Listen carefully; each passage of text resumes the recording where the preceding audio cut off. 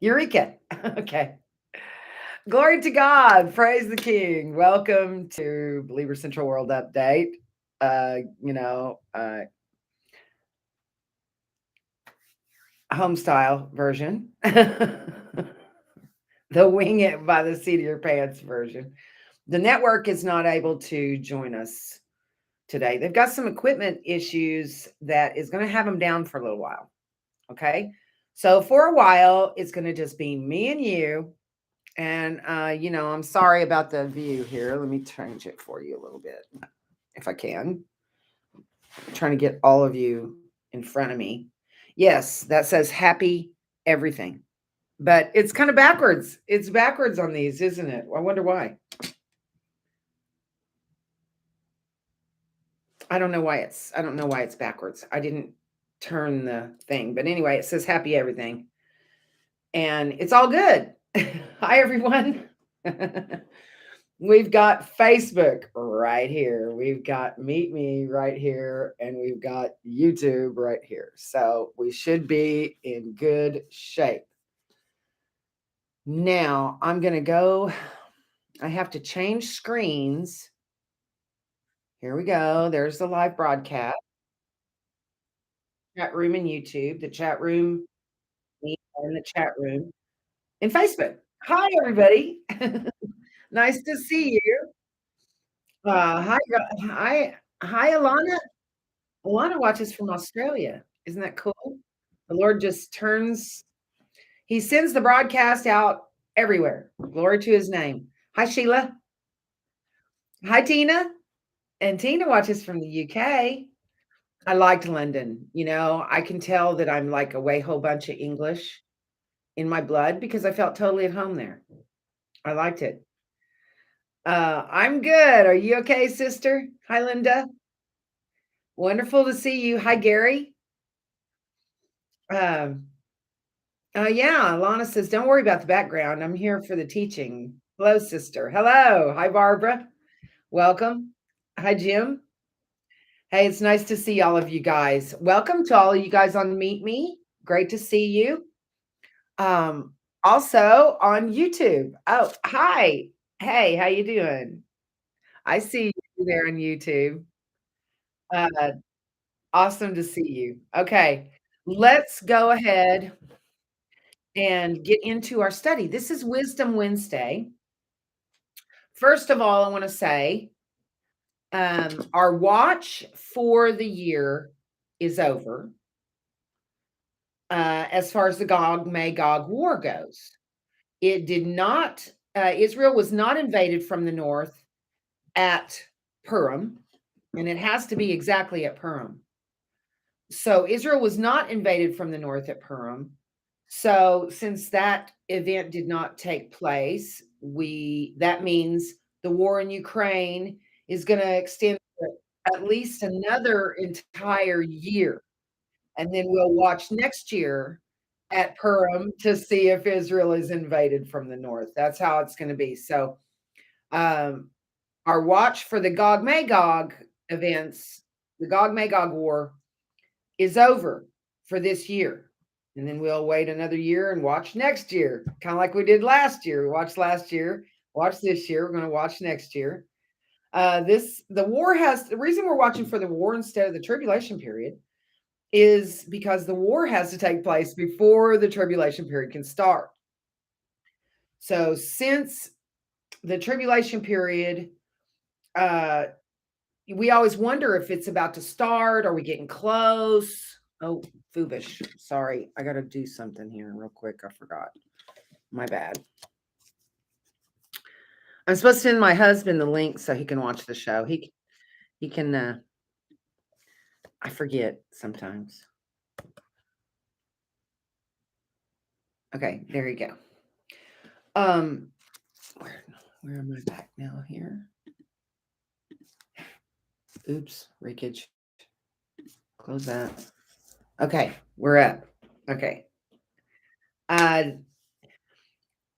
The Gog Magog war has to happen before the tribulation period can start.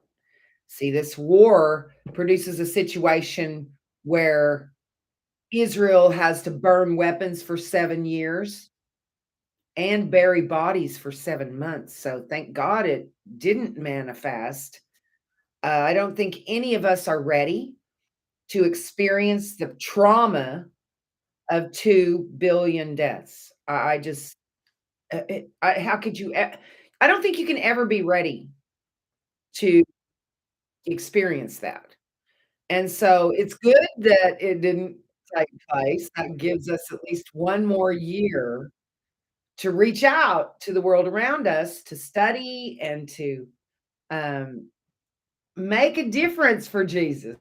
We still have a little time, and we want all the time we can get, um, because once we're out of time, then things will go dark.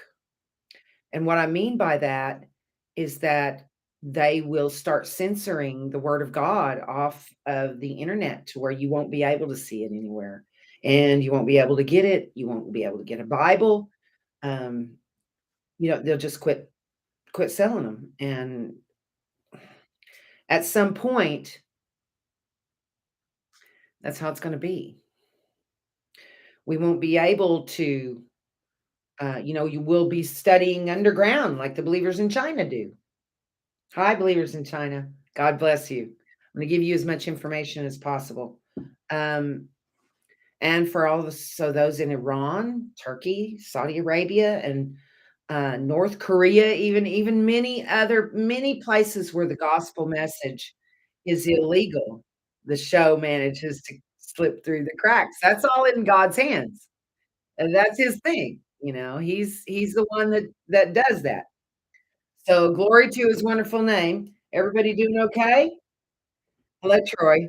This is a different Troy who's joined the chat room. Our producer's name is Troy also, that's why I'm saying that, Troy. Um, Tina says, "You would love the New Forest and Bournemouth or Lee Beach, I think." I liked London. I liked England, and it turns out I've got some ancestry there. I'm more than well, I'm like a way whole bunch of English, more than half, okay? And I've got Irish and Scottish and Swedish and Native American. I'm a Heinz 57. I'm a mutt. Look, my nose is cold. Okay, everybody doing all right? Let's get into our study. This is Wisdom Wednesday, so we're in the Proverbs.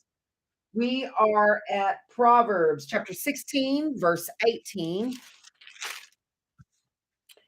Chapter 16, verse 18. Everybody hear me okay? I know this we're winging this. This is like bootleg without the network. The network gives you all the cool graphics and the bells and whistles and all that. And, there's also gonna be a difference in the sound. I'm not going through my main big broadcast computer like I usually do. This is my laptop, this is my iPad, and this is my iPhone, okay? So, forgive me if the sound varies. I know I'm trying to make sure you guys can all hear me. Um, but these are working off of internal microphones on these devices. So hopefully you can hear me okay. All right. Hopefully. Now, Wisdom Wednesday. I love Wisdom Wednesday, even though we didn't get to do the Proverbs last week. But before we get into that, I want to cover a couple of common misconceptions that people have about the Bible and about Christianity and the things of God. Um, Number 1, Cain was the son of Adam and Eve. He was not the son of Adam and of Eve of Eve and the serpent, okay? He was the son of Adam and Eve, but he was born flesh only with no living spirit within him. And Abel had a living spirit. He was a child of God with a living spirit, but Cain was born without a living spirit. And that is why, um, He killed his brother. It says in the word that the flesh has always those who are born of the flesh have always persecuted those who are born of the spirit. It's always been that way. And even so it is now. So those who are born as flesh only, they're programming basically. Um, they're always going to persecute those that are born after the spirit. Like Ishmael persecuted Isaac, like Esau persecuted Jacob. Um, it it's always been that way and it's always going to be that way. But no, Eve did not you know, hook up or whatever with the serpent. It surprises me, but there's a lot of people that actually think that. Misconception number 2, was Jesus married like many of these false doctrines suggest? No, of course he wasn't. No, he wasn't. He never married. Um,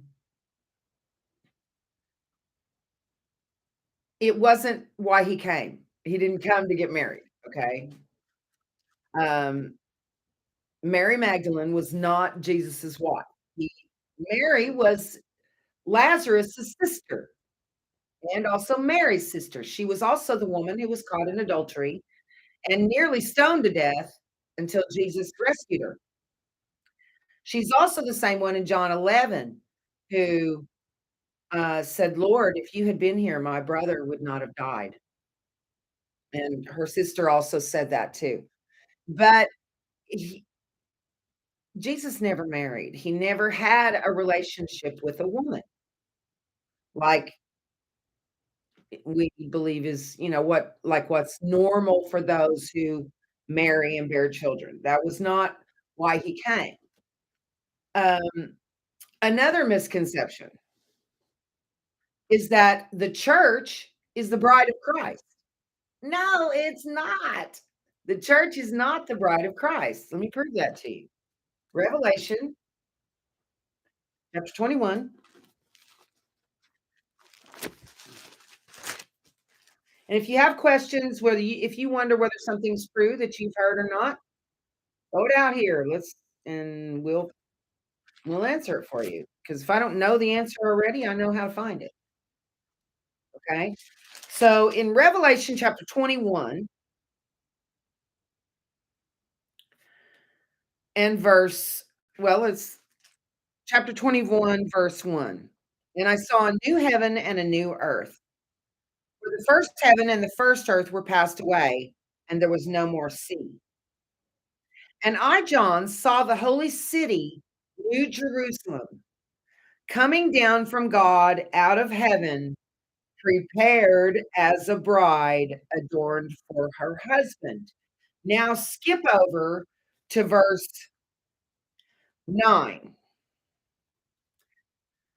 Chapter 20, Revelation 21, verse 9. And there came unto me one of the seven angels which had the seven vials full of the seven last plagues, and talked with me, saying, Come hither, I will show thee the bride, the Lamb's wife.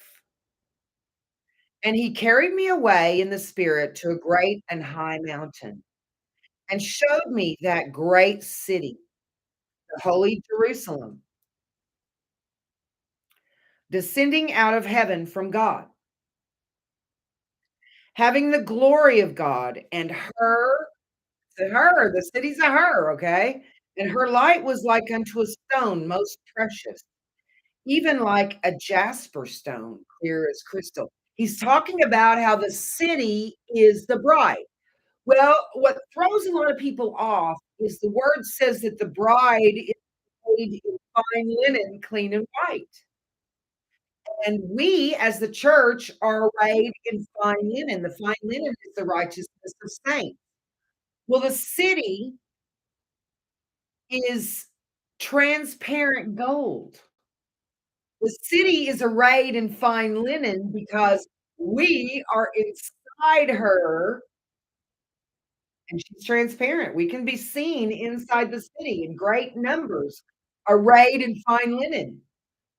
So that's why city is arrayed in fine linen because we are arrayed in fine linen and we're inside her, inside this transparent gold city. Okay. Now, you have to compare all of the, you have to look at all of the scriptures to find out what he's saying. Now, my initial reaction was, how can a city be the bride? Well, that's an interesting thing because let me bring up my Bible here. Kingsbible.com is what I use. Good name for it, huh? Okay. What I want to show you is, I thought, well, how can a city be a bride? Okay, that's what I was saying. How can a city be a bride? Well, what's interesting is that city is not only a bride, the city is also our mother. Okay, Galatians 4:26. But Jerusalem, which is above, is free, which is the mother of us all. So Galatians says that the New Jerusalem is our mother. If the New Jerusalem can be our mother, the New Jerusalem can be the bride. Okay. So I mean, and I had asked that too. I said, well, how can a city be a bride? You know? But what God is telling us is that God in a human body is our father. The New Jerusalem is our mother. And the combination of God and the city has produced these flesh bodies, okay? It's all it's a digital world. Everything around us is digital. This is a digital world that we find ourselves in. And it's important to understand that, or else you won't understand how things really work. Now, like death. Death is just leaving the simulator, leaving your body here and exiting the simulator. That's death. You're still alive after you come out of it. Jesus told us that in John chapter 11. In John 11, 25 and 26. Jesus said unto her, well, Martha said unto him, I know that he shall rise again in the resurrection at the last day. This is talking about Lazarus, her brother. Jesus said unto her, I am the resurrection and the life. He that believeth in me, though he were dead, yet shall he live. And whosoever liveth and believeth in me shall never die. Believest thou this? Well, that sounds like VR to me. Okay. When you leave a digital world, let's say you're playing games in a digital world. When you leave that world, you have to leave the digital body that you were playing, the character you were playing with on the inside. You have to leave it on the inside. It can't leave with you because it's part of the game. Okay. These digital bodies belong to this digital world. That's why we needed Jesus to redeem them and quicken the body and the world identity that we've been merged with so we can keep them and get them back to participate in the millennial events. This is a race, okay? It's a race for crowns and rewards. It's it's not, what people think. You don't come here just to be born and to, procreate and suffer and die. We have a purpose here. We're here to run a race, okay? That's what we're here for. We're here to run a race for crowns and rewards. And the word tells us, let me get over here. I'm sorry, I'm having to use for you guys on YouTube, I'm having to use, my research computer as a camera on my laptop for It's the webcam, I guess, for, um, YouTube.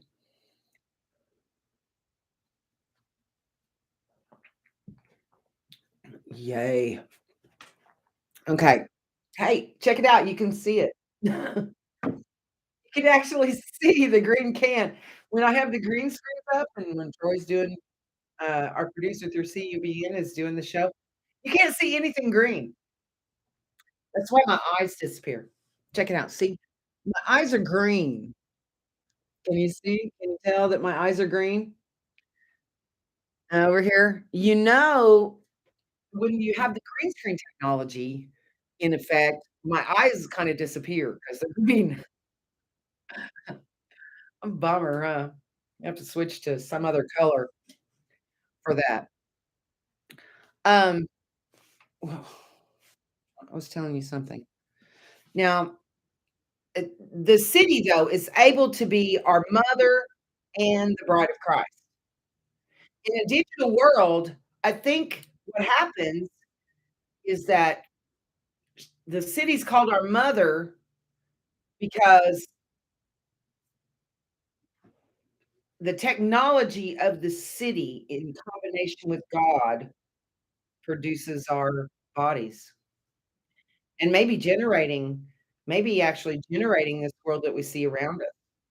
That's how you can see a golden city descending from the sky because it's all a digital, okay? If it's digital, you can see anything, like angels flying through the sky. You could see a golden city descending from space. You can see Jesus show up in the sky on a white horse. If it's digital, you can see anything, couldn't you? Anything. Anything that's written, anything that's designed, you can see it in a digital world.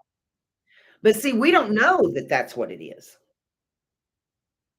And so we're just walking around thinking this is all there is, and we're on this rock that's hurtling through space. And maybe we are, I don't know, but I know that if we are, it's a digital simulator, okay? It just is. That's what science says. The science has proven that the world around us is digital. Now, if you want to see the science on it, I would greatly encourage you to do so. Go to YouTube and put in the keywords Chuck, Chuck, Missler, M as in Mary, Issler, and then put in the words digital simulation, or you can use electrical simulation, and it also comes up that way. Um, and he'll show you the science to where you can see the evidence and the science that proves our world is digital. It's not real. It's virtual or something. I mean, the virtual reality would be a really primitive concept of what this actually is. It's like saying a bicycle and a Ferrari are both forms of transportation. Okay, it's the diff yes, they are both forms of transportation, but there's a huge difference. The virtual reality that we are aware of is like the bicycle.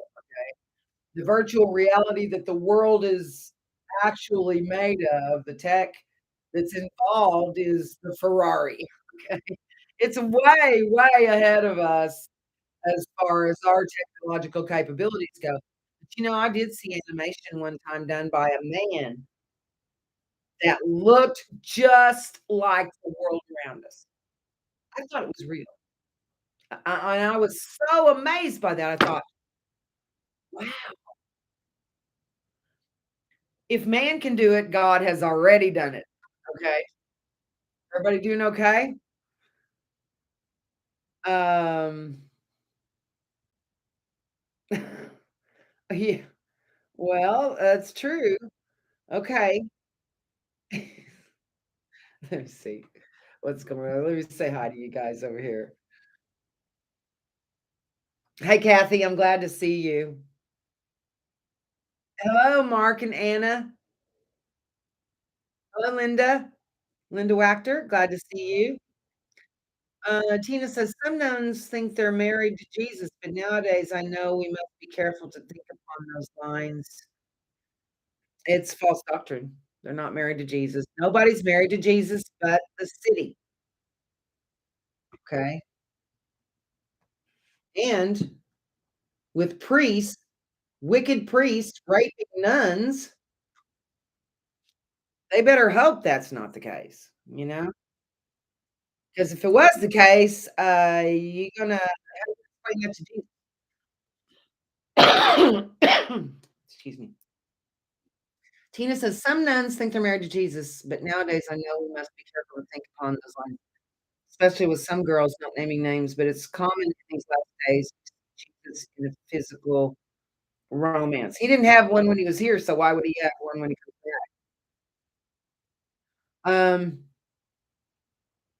I think it is a deceit from the enemy because Jesus is far higher and deserves worship. He can't be brought down to our level. That's right.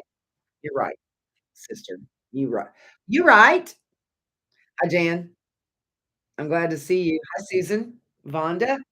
Hello. Nice to see you. Um, we are getting around to our study in Proverbs 16, and we'll take our study up in verse 18. But right now we're talking about some common misconceptions that people have. And the last one that we were talking about was people think that the bride of Christ is the church. It's not, okay? And I showed you in Revelation 21 the proof and explained why it says the bride.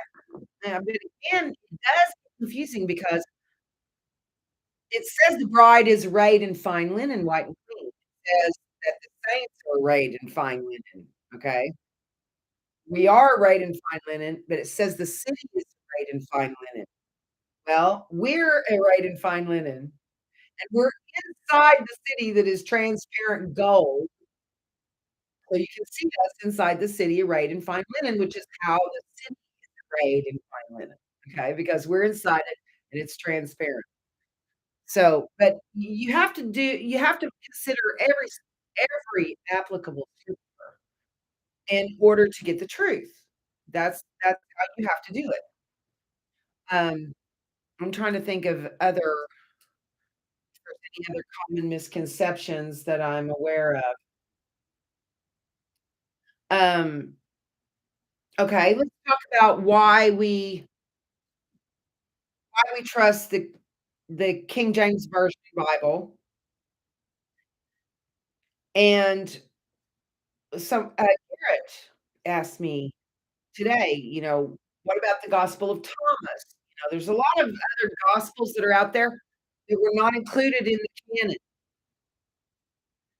And my response to the Gospel of Thomas is that, if you wanna read these other gospels, uh, sure, go ahead. But keep in mind, one of the reasons why we trust the canon like we do, the canon is KJV. Alright. The reason we trust it like we do is because of the translation process that it went through. 7 committees of 7 members each went through it 7 times, jot every jot and tittle. And that's the correct process it's supposed to go through to be received. Now, if you wanna read the Book of Thomas, sure, go ahead.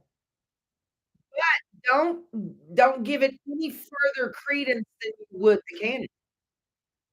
It still requires to read witnesses, no matter whose gospel, no matter who wrote it, no matter what it says, it requires 3 witnesses to establish a matter, and those 3 witnesses cannot come within the same gospel book,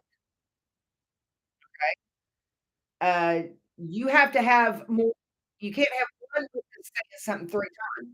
You have to have 3 separate witnesses.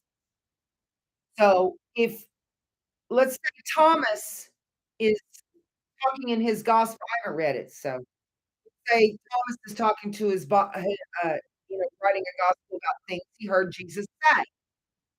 Well, Chances are, if he heard Jesus say it, then either Matthew, Mark, Luke, or John would have heard it too, and you'd have more than one witness.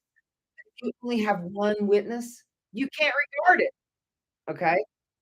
The canon is trust the KJV is trustworthy because of the pedigree. We can trace it back to Antioch and the Textus Receptus, and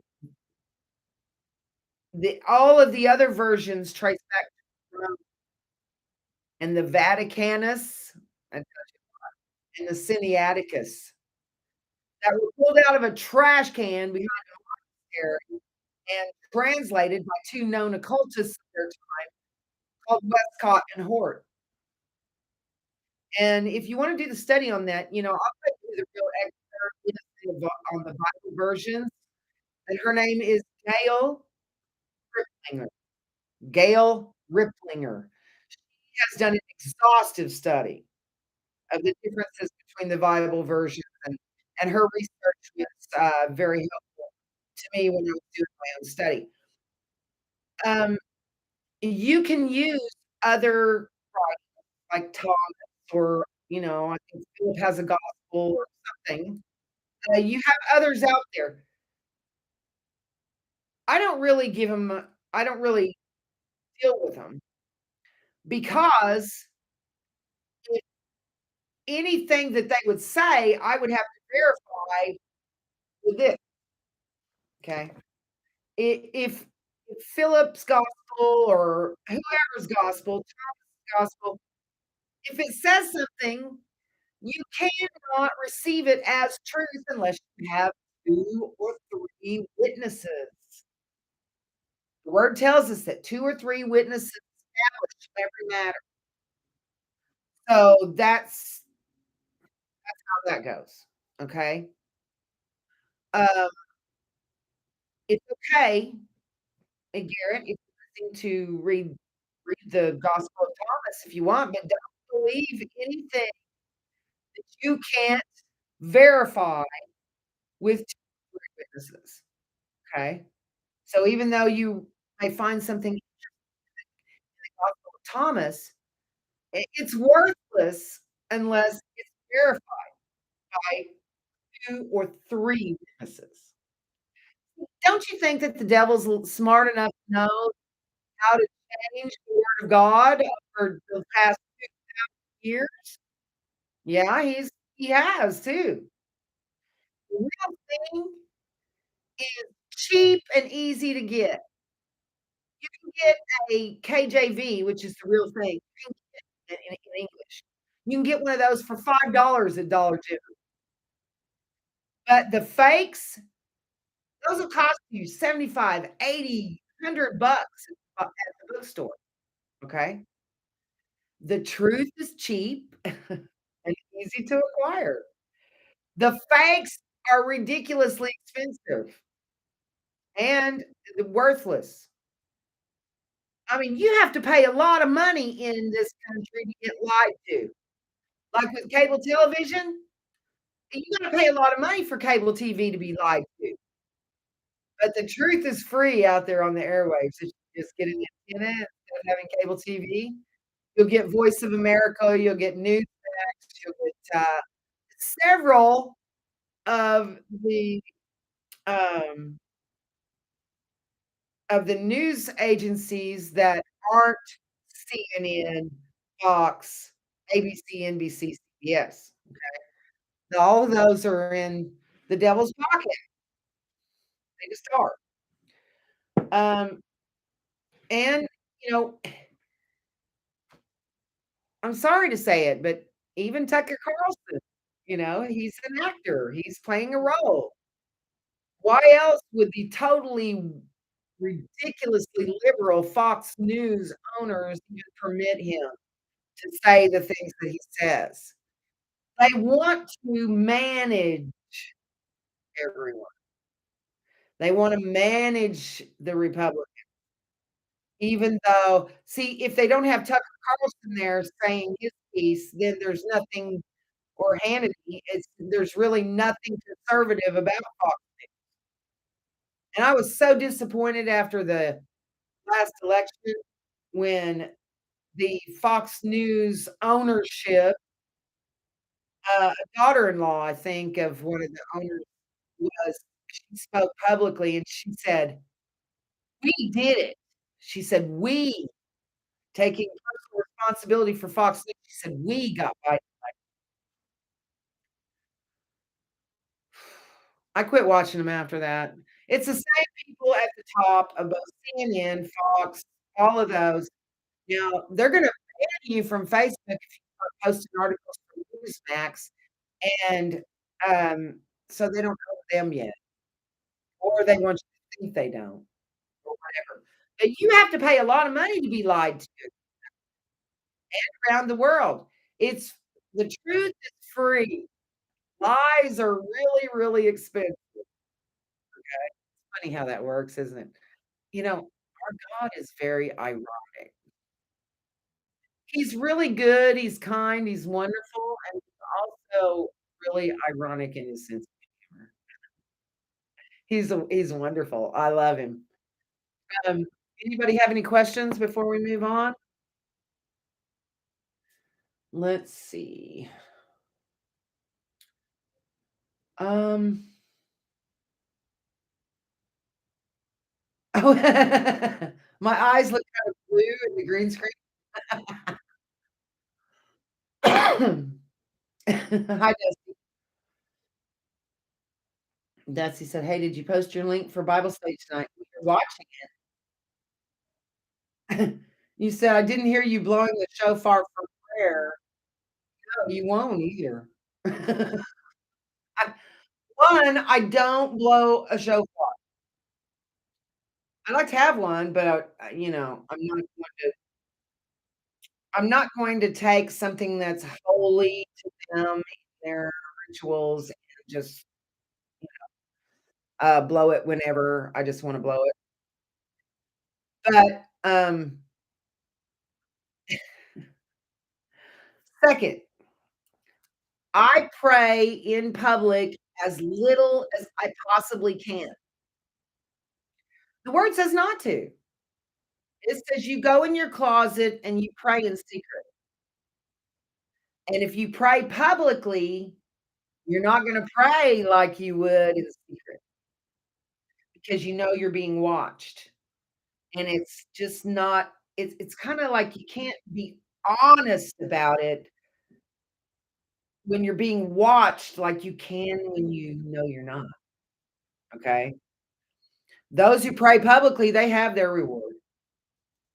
If I ever s if I pray on the show, it's because I've been specifically asked to pray for somebody, or if it'll be very, very brief, like, "Lord, grant us understanding in Jesus' name," kinda thing, okay? My prayers are personal. I'm not gonna pray my very, very personal prayers on, uh, television. That's nobody's business.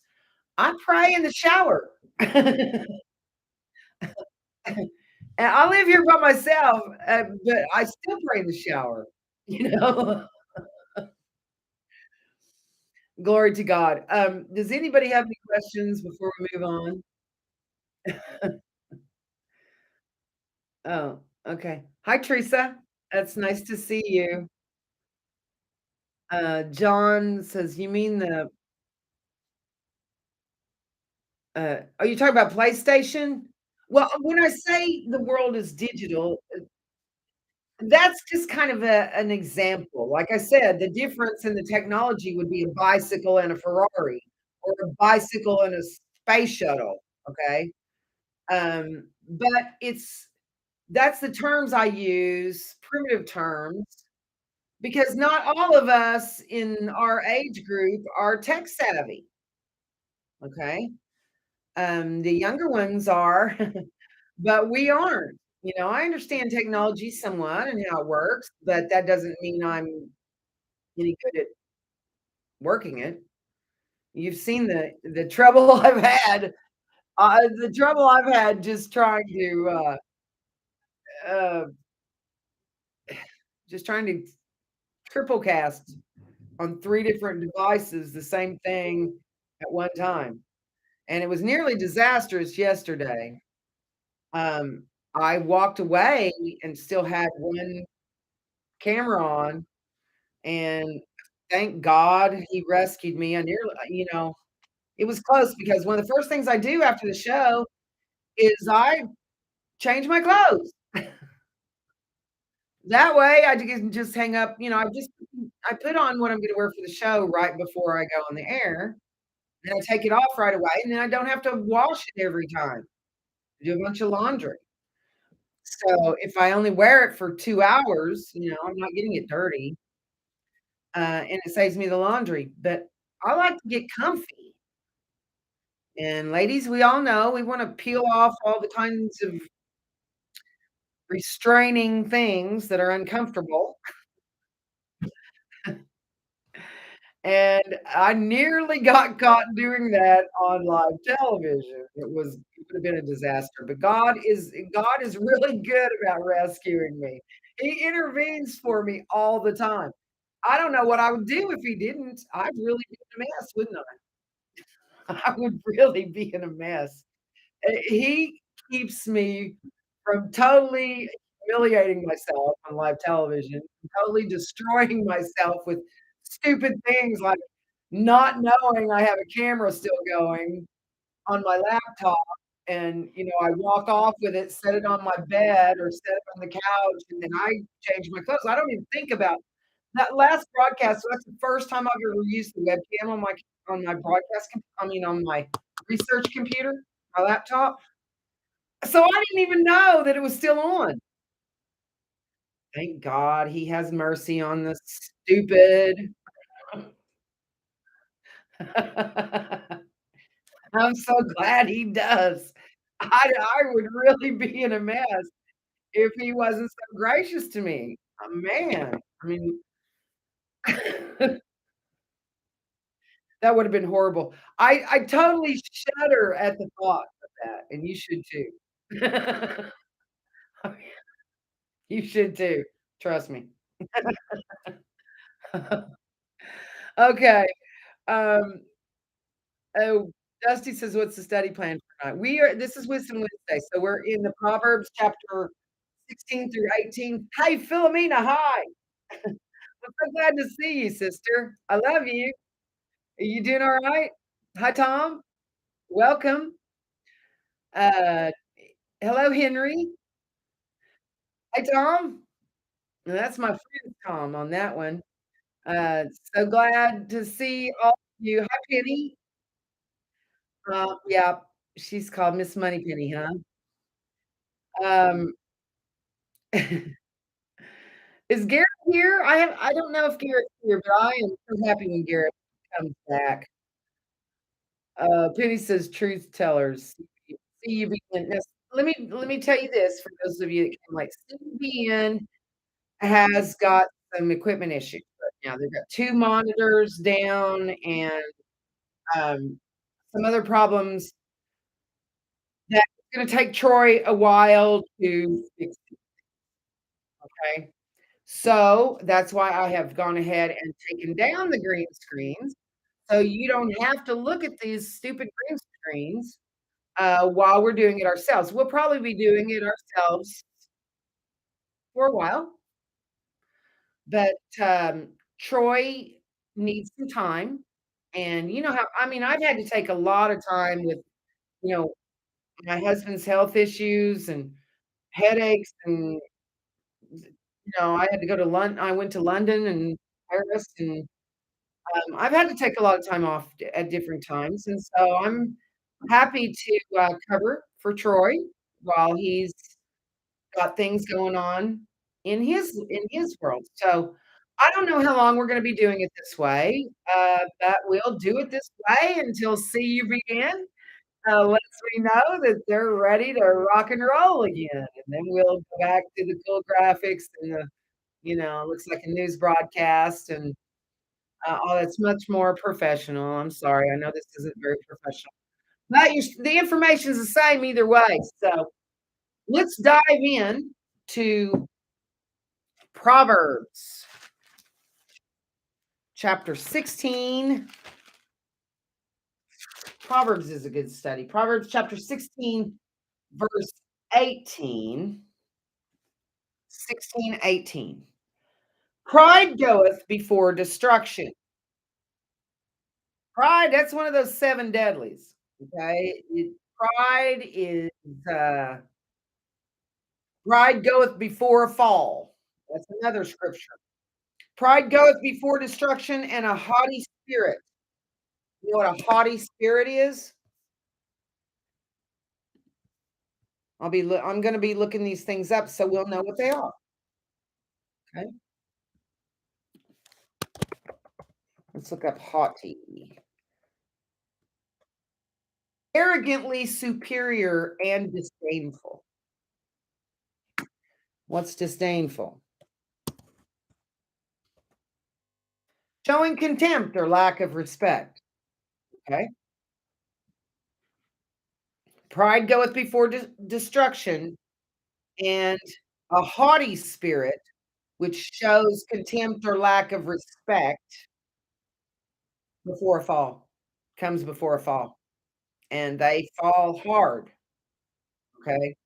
In verse 19, it is to be of a humble, better it is to be of a humble spirit with the lowly than to divide the spoil with the proud. It is. It's better to be of a humble spirit with the lowly than to divide the spoil with the proud.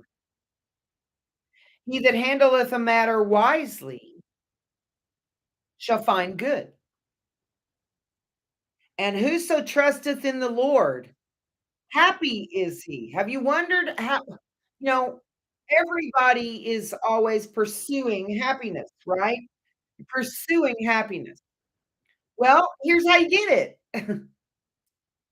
This tells you, it says, he that handleth a matter wisely shall find good.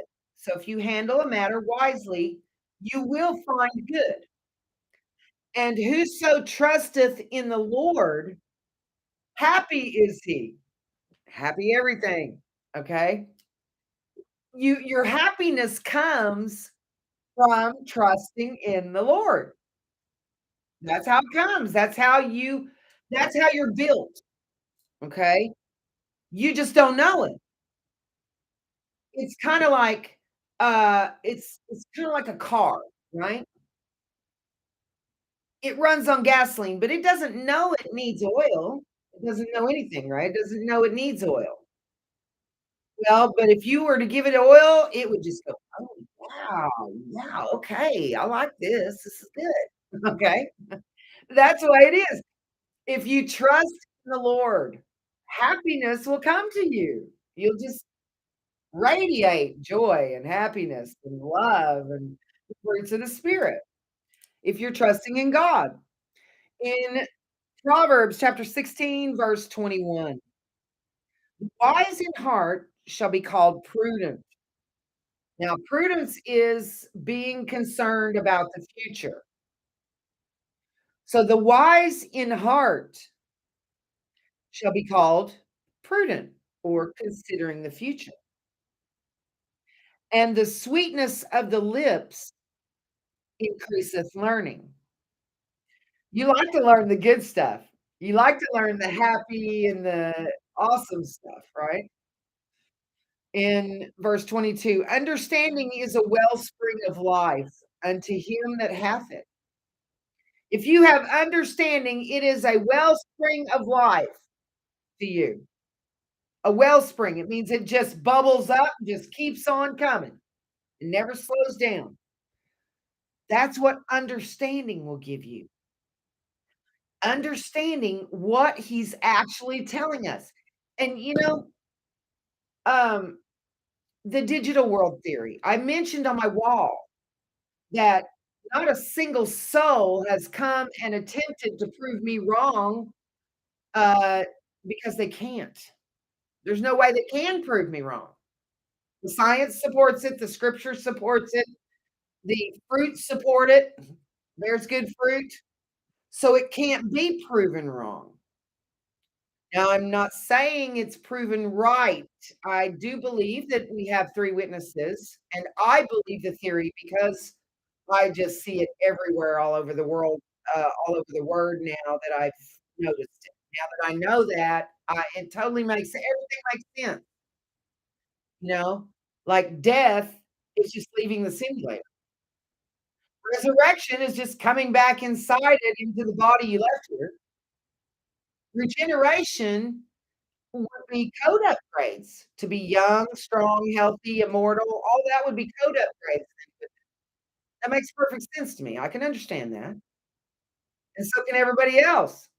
In a world like we live in where the basics of technology are widely known. Now, they might not be in third world countries, but in the United States, our little bitty kids, you've got 2 and 3-year-olds that can navigate an iPhone better than you can, okay?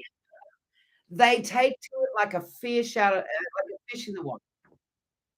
They're really good at it. You can't program something.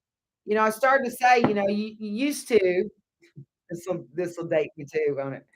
Used to, I was recommending on television that those who couldn't understand how to hook up their VCR, if you're old enough to know what a VCR is, that was a video recorder, um, on those bigger tapes that were about so big. I just tell everyone, if you can't program your VCR, get your, grandkids to do it. They can be 5 years old and still figure it out. They're so smart where technology is concerned. They just it's like totally natural for 'em. They absorb it like a sponge.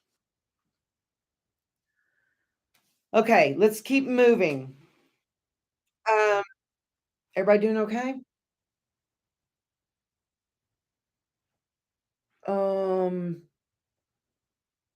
yes, TBN has some good programs and CBN has some good programs, but they also have some bad ones too. I guess, it's, Dusty says, "Hi, Sandra, glad to see you." Dusty says, "Biden was put in office by Satan." Biden was put in office by God, because now I know it says in Luke 4 that Satan gets to choose the world leaders, but God wrote that Satan could choose them, and God programmed him who to choose. So, the buck always stops with the king, okay? Always. The buck always stops with the king. Um, but I'll tell you why. Listen, you know why Trump isn't president now? Yeah, they, um, the elections were messed with. The reason that coup was successful is because we have what is, known as Gog Magog war coming. Biden's been pushed he's been trying to start this war ever since he was VP under Obama. He's been poking that Russian bear from Ukraine, sending weapons and doing all this New World Order stuff over there, building 28 biolabs. 28? Really? What do you need with 28 biolabs in Ukraine? Well, you do the math. If they release bioweapons out of those, they'll kill everybody over there. Millions. And I mean, we are expecting 2 billion deaths when this Gog Magog war finally takes place. It's just gonna be horrible. Um, let's see. Oh, that's what I was explaining. Now, see, if Trump was in the office, had Trump still been our president, this war wouldn't be happening at all, okay? Trump and Putin got along fine. They understood each other. It's Biden. Biden has to be the one in there to bring this World War III into fruition. Uh, we don't like him, I don't mind saying I don't like him. I don't ever listen to him. I I don't have the patience. I don't have the patience to listen to all that hot air. And the man, I mean, he barely remembers his own name. So why would I waste my time listening to anything he has to say? Well, and there's a lot of people out there that think Obama is really running the country behind the It's not Kamala Harris, I can tell you that. It's not Biden, and it's not Harris, but a lot of people think it's Obama running things behind the scenes. Maybe it is. It could be, I guess. That's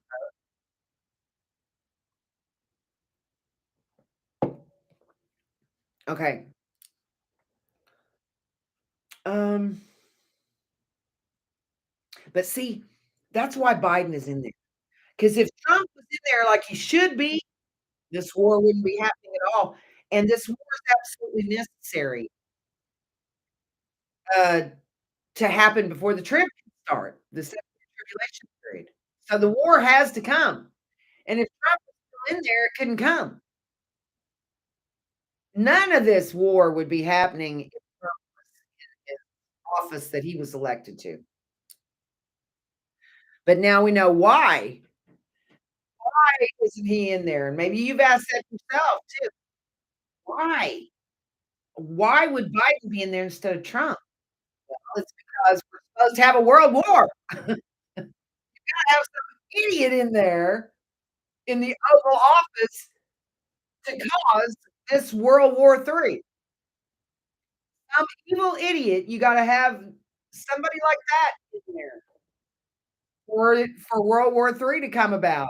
See, if Trump was still in there, there wouldn't be a war. There wouldn't be a war at all. So that's why. That's why he was usurped, and we had the coup, and now you have, you know, um, Dementia Joe in the office. Isn't he something?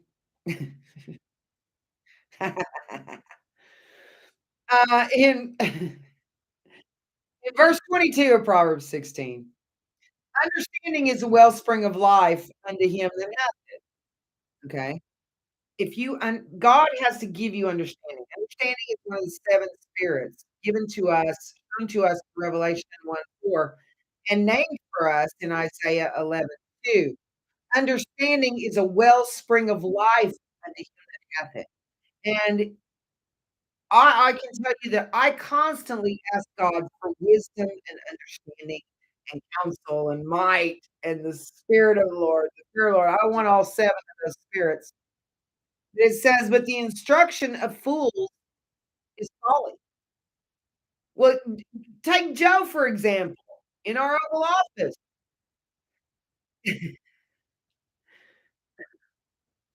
Well, I don't want to I mean, I'm quoting the scripture, but I don't wanna call him a fool because, if you call somebody a fool, you're in danger of hellfire.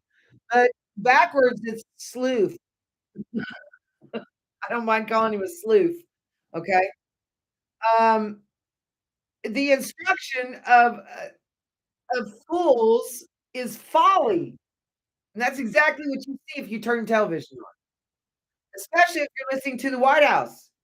It's ridiculous. It's the instruction of fools, and people look at it and they just think America has reached a whole new low. Okay, that's what they think.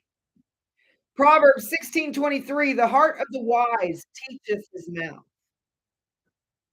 The heart of the wise teacheth his mouth, and addeth learning to his lips.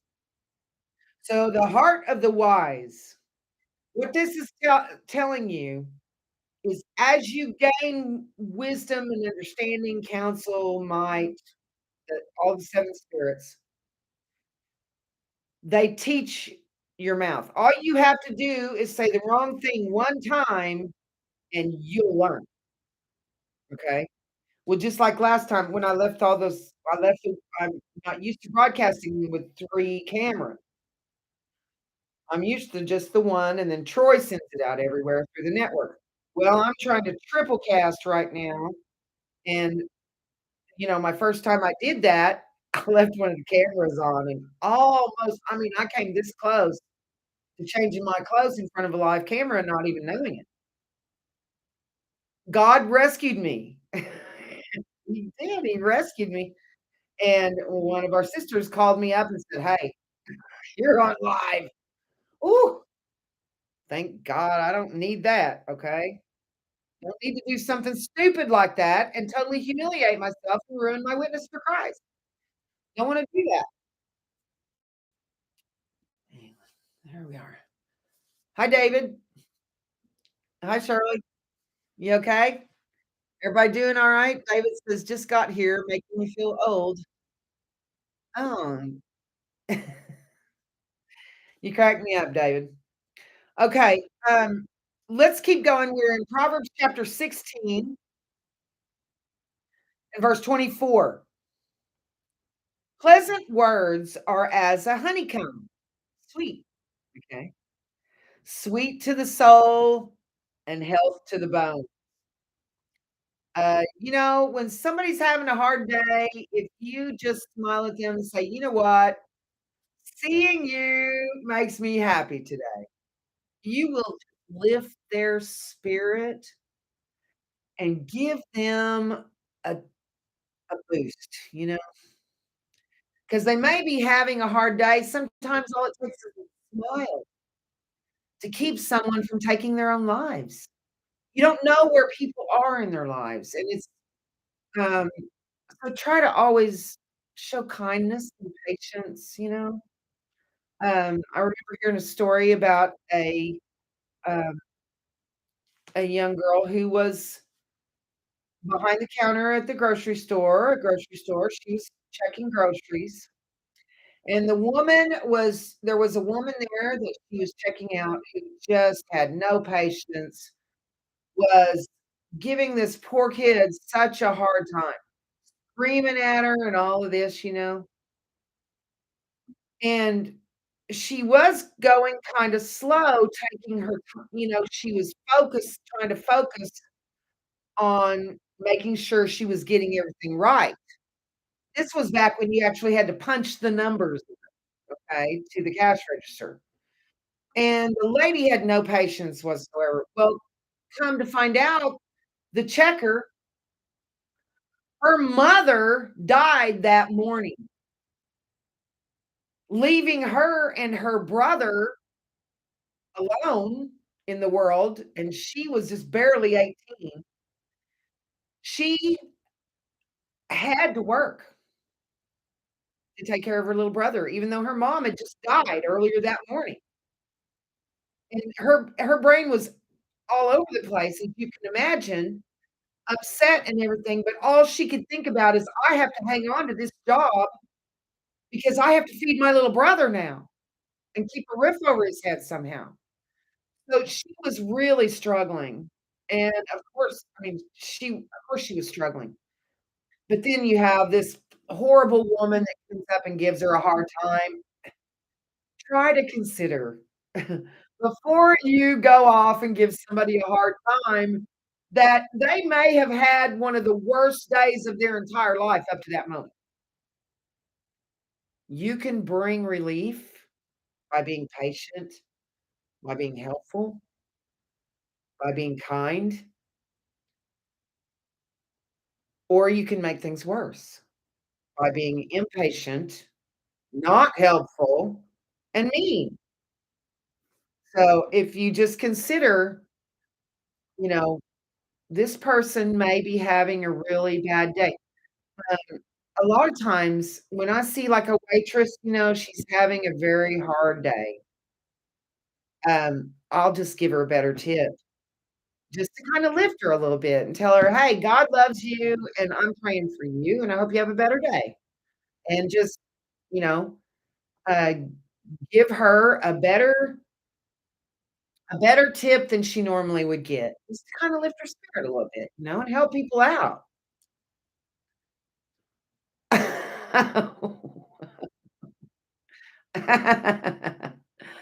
Oh, Lapis, that's you're funny.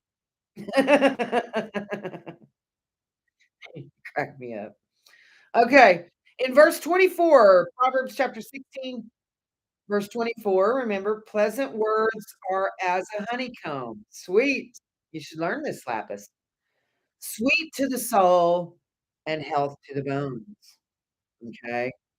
You can make somebody's day with words, or you can push them over the edge with the wrong words. You can cause them to be happy and thankful. You can cause them to go out and shoot people, okay? Uh, you just need to be careful about what you say to people, not knowing what kind of day they've had. Hi, Deborah. Nice to see you. Um, let's see. Oh, Dusty, are you gonna send me a real shofar? Well, that's nice. I'll show it on the air if you wanna send it. Um, yes, 2 or more together in agreement. We do, um now that's I consider that really in person, an in-person kind of thing where there's 2 of us and we're praying and things like that. But, it also applies to prayer in church. And you can pray with other people, but, my point is that I don't pray extensively on the air because the Lord says, when you pray, don't do it on the street corners to be seen of men because they have their reward. You go into your closet and pray unto God in secret, and your Father in heaven will reward you in secret, okay? So that's how that works. Um, let's see. Dusty says, when it says to go into your closet to pray, it means to put on your prayer shawl. Well, don't you think God knows how to say put on your prayer shawl? He says, go into your closet, you know? Many cultures don't do a prayer shawl. I don't wear a prayer shawl. Many cultures don't. Hi, Pastor Stephen George. Wonderful to see you. Happy to see you. Glory to God. Um, let's see. Hi, Karen. Great to see you. Am I going to Charles' coronation? No, I gotta wash my hair or do laundry or something like that, important things. Um, Charles is actually taking down the monarchy. I can see it from here. Hi, Mary Teresa. Nice to see you. Glad you're here. Um, hey, wow. Hi, Boo. Boo Junior. Boo's my cousin. Hey, cool to see you. God bless you. Love you. Um, let's see. Is Tina says, "Is our pets dying, leaving the virtual reality?" It's kinda like they're part of virtual reality. They're programmed. They can be programmed to be sweet, or they can be programmed to be loving. They can be programmed to be scared and mean I mean, it God can restore your pet and your pet's personality to you in heaven, okay? Um, remember the millennial reign is here in this world. The New Jerusalem is coming here. So you have to come back with Jesus and get your body back to participate in the millennial events. They're here in this world. Um, let's see. It's cool to see you, boo. Been a while. Uh, say hi to Chris for me. Tina says, smile at old ladies, especially as they get lonely, probably are widowed and not visited by family much. It happens. It does happen. Um, Tina says, not keen on Charles because he cheated on Lady Diana. It's not nice to do that. Well, everybody doesn't like Charles because everybody loved Diana. Okay? Everybody loved Diana. I love Diana. I was watching television the night that she died, and I remember it was like Wow. I remember right where I was when I heard and everything. It's kinda one of those, kinda like 9/11, you remember where you were, kinda like when Kennedy was shot, everybody remembers where they were. Um, what I've been trying to say is that Charles, and this is important, Charles is changing things drastically, and I mean, whoa, kinda drastically.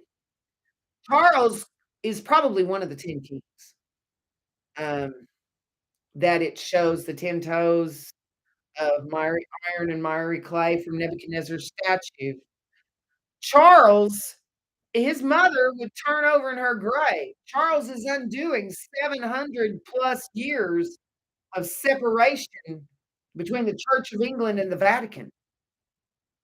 It's always been illegal for a royal to marry a Catholic. Camilla is Catholic, okay? Camilla's Catholic,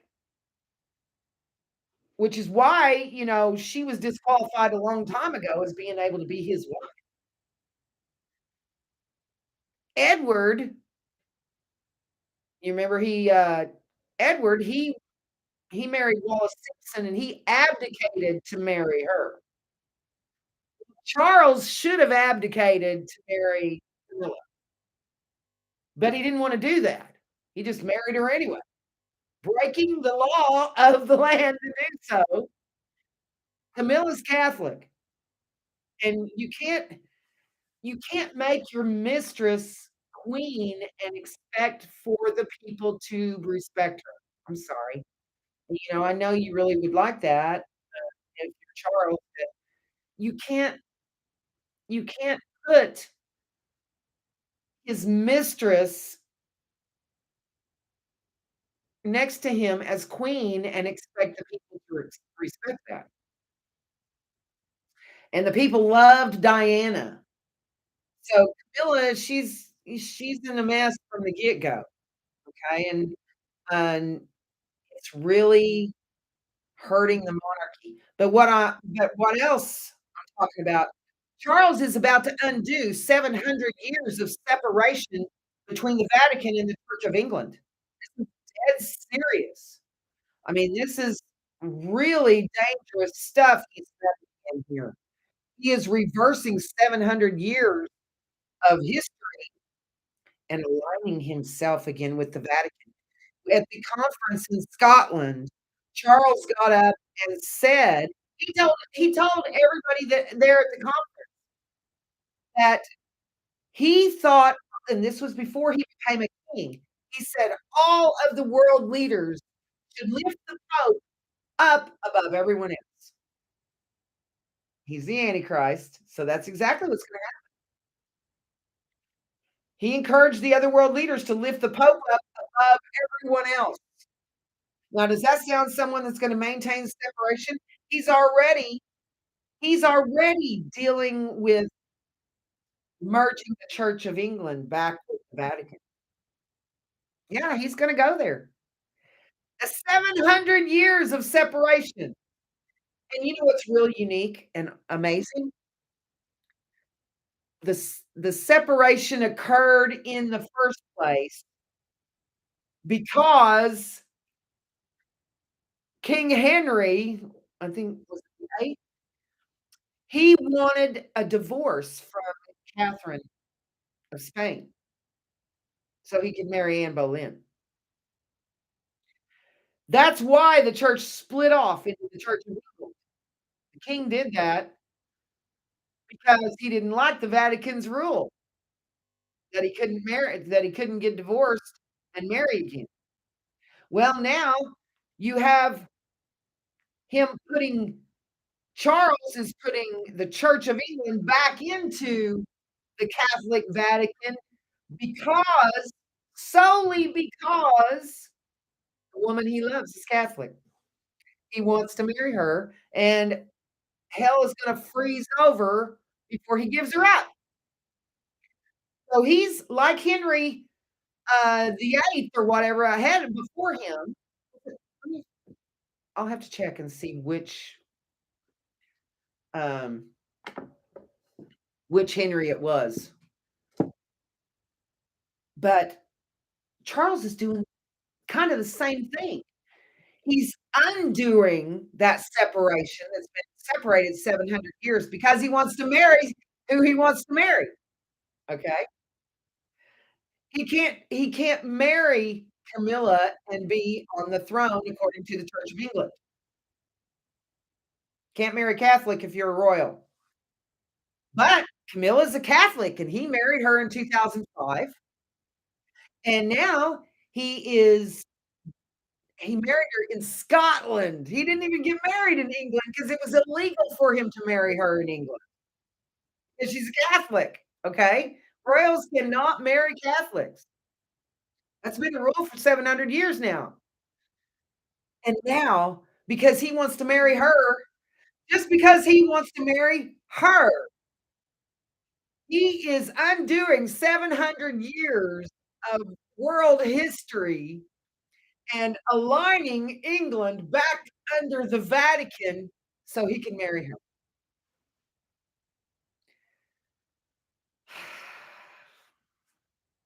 Amazing, isn't it? It's crazy. I know. It's unbelievable. Um, uh, yeah, Henry VIII, he beheaded his wives, didn't he?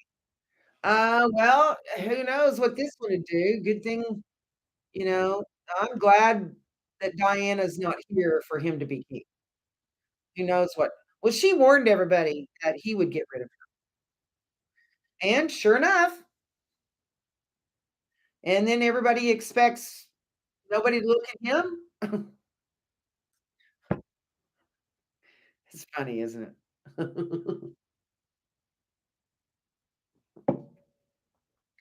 I'm sorry, I'm just gonna take a drink of what here, um, rather than go to break, okay?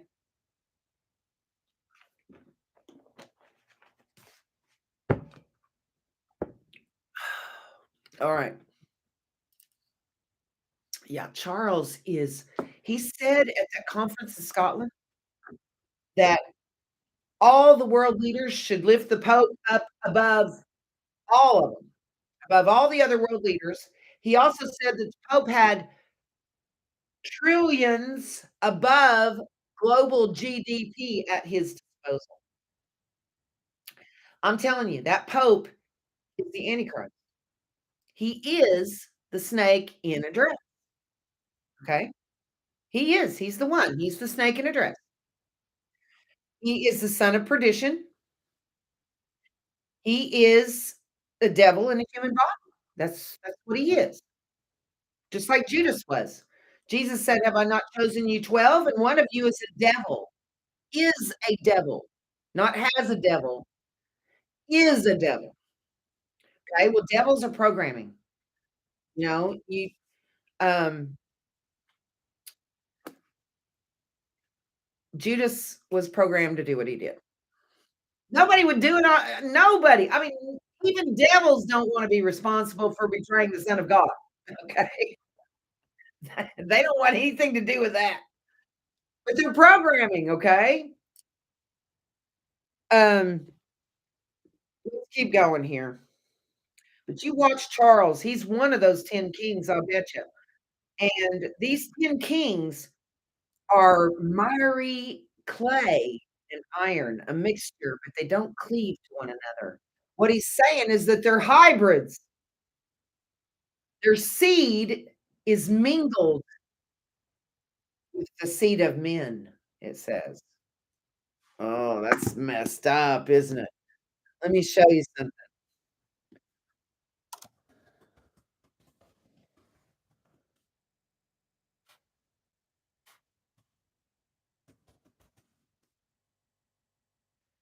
Daniel, track down here.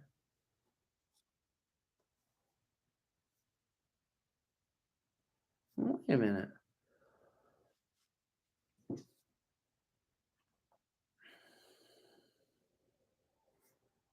Well,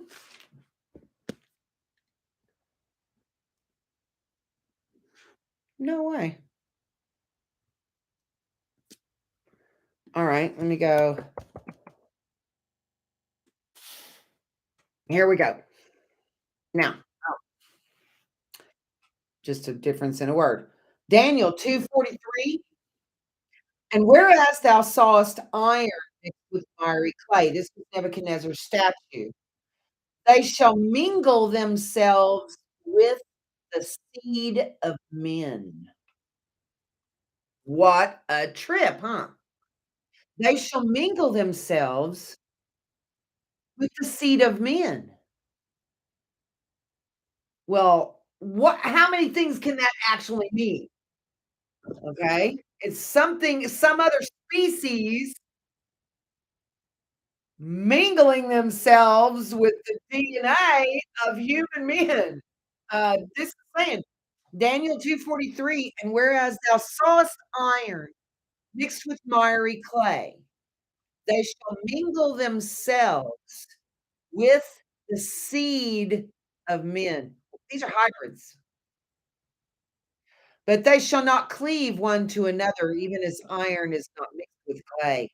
These are hybrids. And these 10 kings, it's really interesting how this all plays out because the 10 kings lift the Antichrist in the Vatican up above all other world leaders, right? As the one world leader. They'll call him Messiah. Israel will even think that he's their Messiah because he'll enforce the law of Moses. Well, we're not under the jurisdiction of the law of Moses. We're under grace. Sin shall have no it's Romans 6:14. For sin shall not have dominion over you, for ye are not under the law, but under grace. Oh, isn't that great? That's the greatest thing ever to be under grace. And you know what grace is? It means he saves us because he wants to, because he loves us and he wants to save us. And that's what it is. And one sin was enough to fry you under the law of Moses. Under grace, it's not a license to sin, it's opportunities to learn better. Okay? That's what he's done. He's given you opportunities to learn how to do it right without being fried in the process. Because under the law, one mistake and you're toast. One, no matter how itsy bitsy teeny weeny tiny whiny it might be, you're toast. But under grace, you are he gave us the opportunity to learn from our mistakes and learn how to do better. You know what I mean? He's so cool. Proverbs. Oh, what I was gonna tell you something about the 10 now these 10 kings over in Revelation, now they lift the Pope up as the world leader. They're the ones that put him in that position of power, right? But they also, at some point, turn on the Vatican and destroy it. You're thinking, "Huh?" Well, if you go to Revelation, I'll show you something.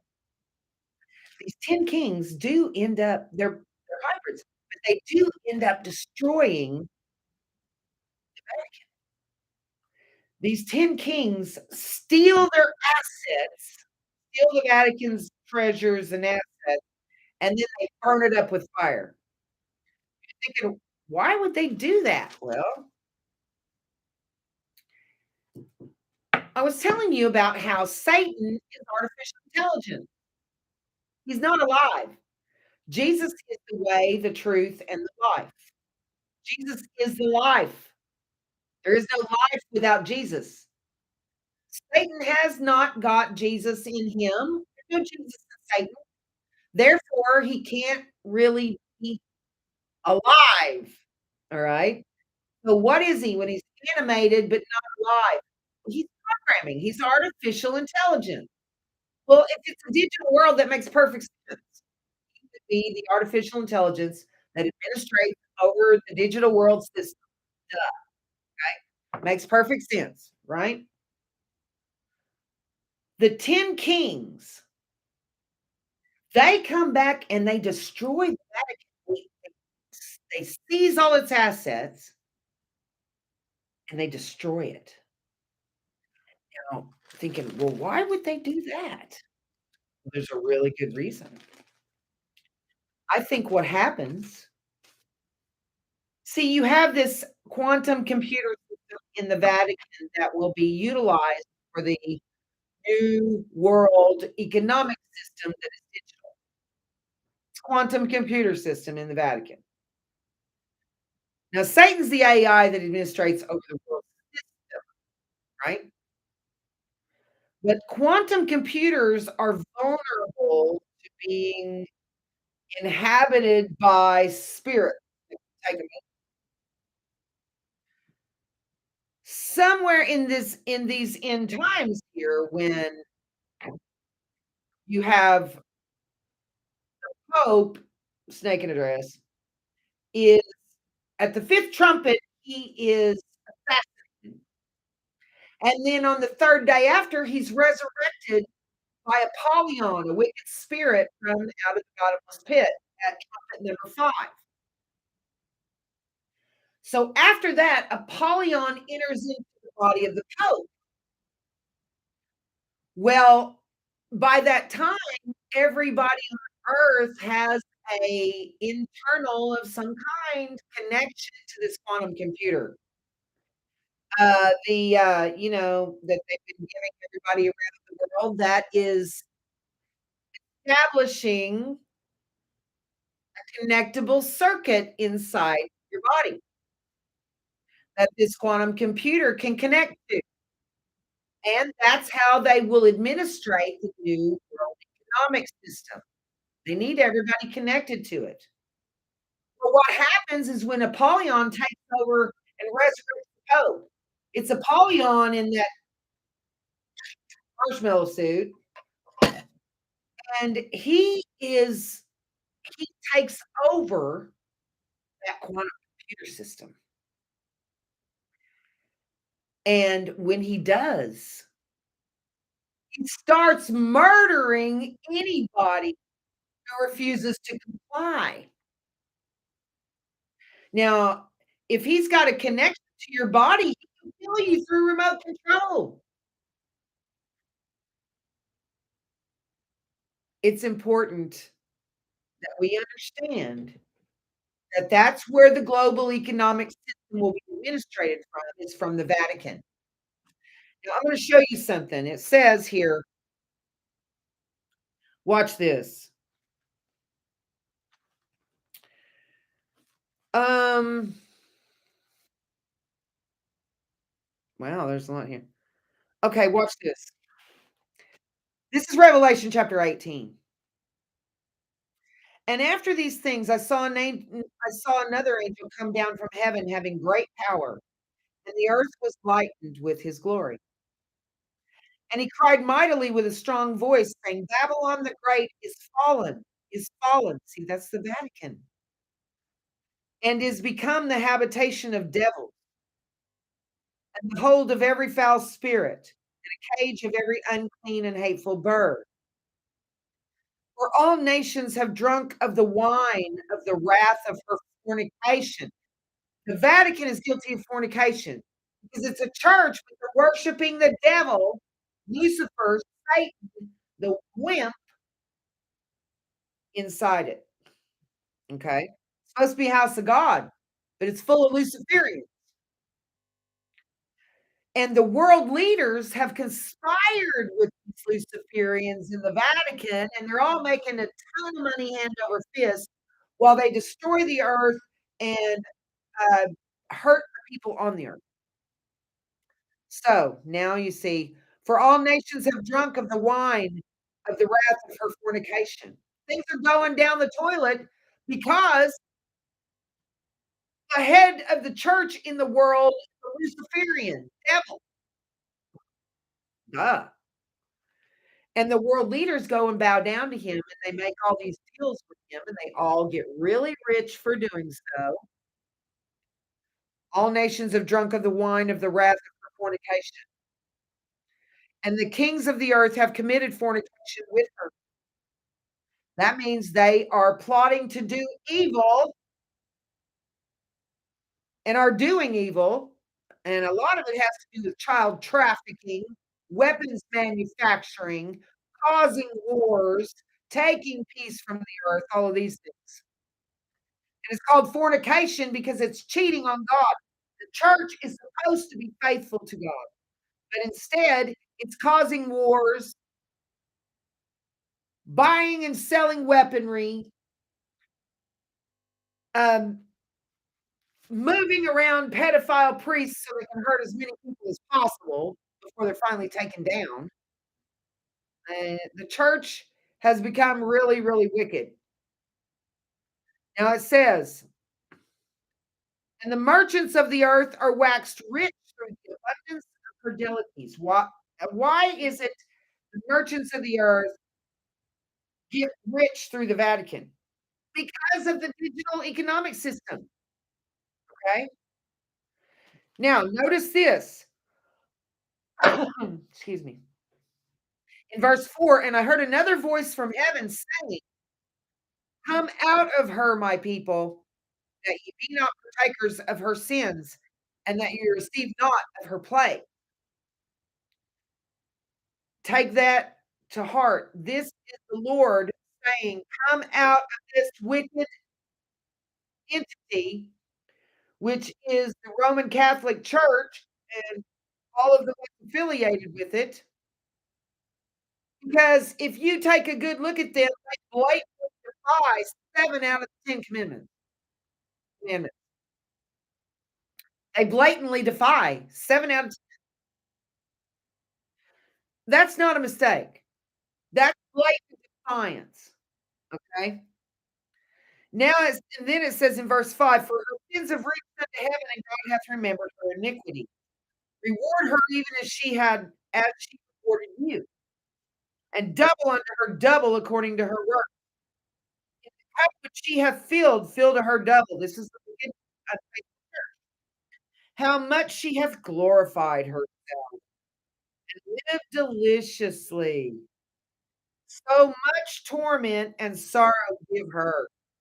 She saith in her heart, I sit queen and am no widow. She doesn't acknowledge God. The second address Antichrist Pope doesn't even believe in God.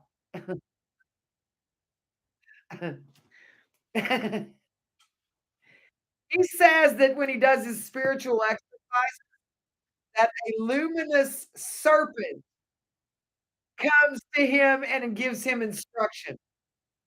Serpent, die.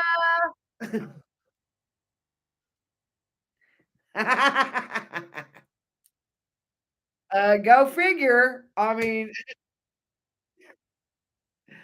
oh man. I mean, you would think that would be a no-brainer. But I mean, you would also think a man sitting on a throne in the house of God with a crown on his head, having world leaders come and bow down and kiss his ring would be a clue. A man on a throne in the house of God, there's a huge clue right there. Red flag. Hey, hey, man on the throne in the house of God. That I mean, people see it with their eyes, but they don't comprehend it with their heart, what they're seeing. It's amazing, huh? Our time's going by so fast. Um, now John says, "I was looking for when do you find it? If you look on my Facebook wall, it shows you all of the the word says there's many antichrists, and you see them all. They are every pope, there's 8 of them, every pope from 1929 all the way through the present. Those are the antichrists, the mirror. They are what it is the Lateran Treaty was signed with Italy, and the popes became kings of their own sovereign nation, and that happened Caesar or Caesar's um, they've been trying to run the world ever since. You know, the United States is half owned by the Vatican, the other half is owned by the British Crown, who's now the Vatican.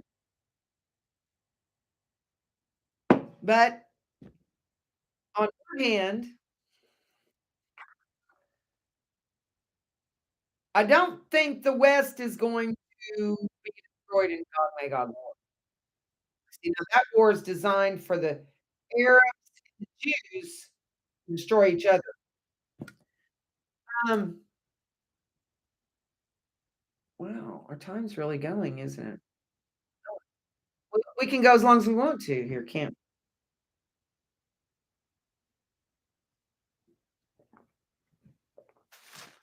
we? Now, but see, the Arabs and the Jews are what they destroy each other. If you look at letter from Albert Pike to Mazzini, I've told you guys about this many times, from 1871. 1871.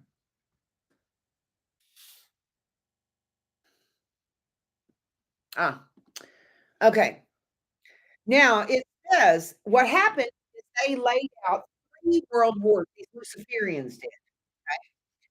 They are back in 1871, they were talking about how they had planned these 3 world wars and they had creation of the state of Israel. Now it says, see for yourself. Here's what he said about the First World War. This was 1871, a full 70 years before Israel was born as a nation. First World War must be brought about in order to permit the Illuminati to overthrow the power of the czars in Russia and of making that country a fortress of atheistic communism. The divergences caused by the Illuminati between the British and Germanic empires will be used to foment this war. You know, they are purposely driving a wedge and causing a war here. And who threw it's going to be? I mean, this is uh, what a lot of years before it actually happened.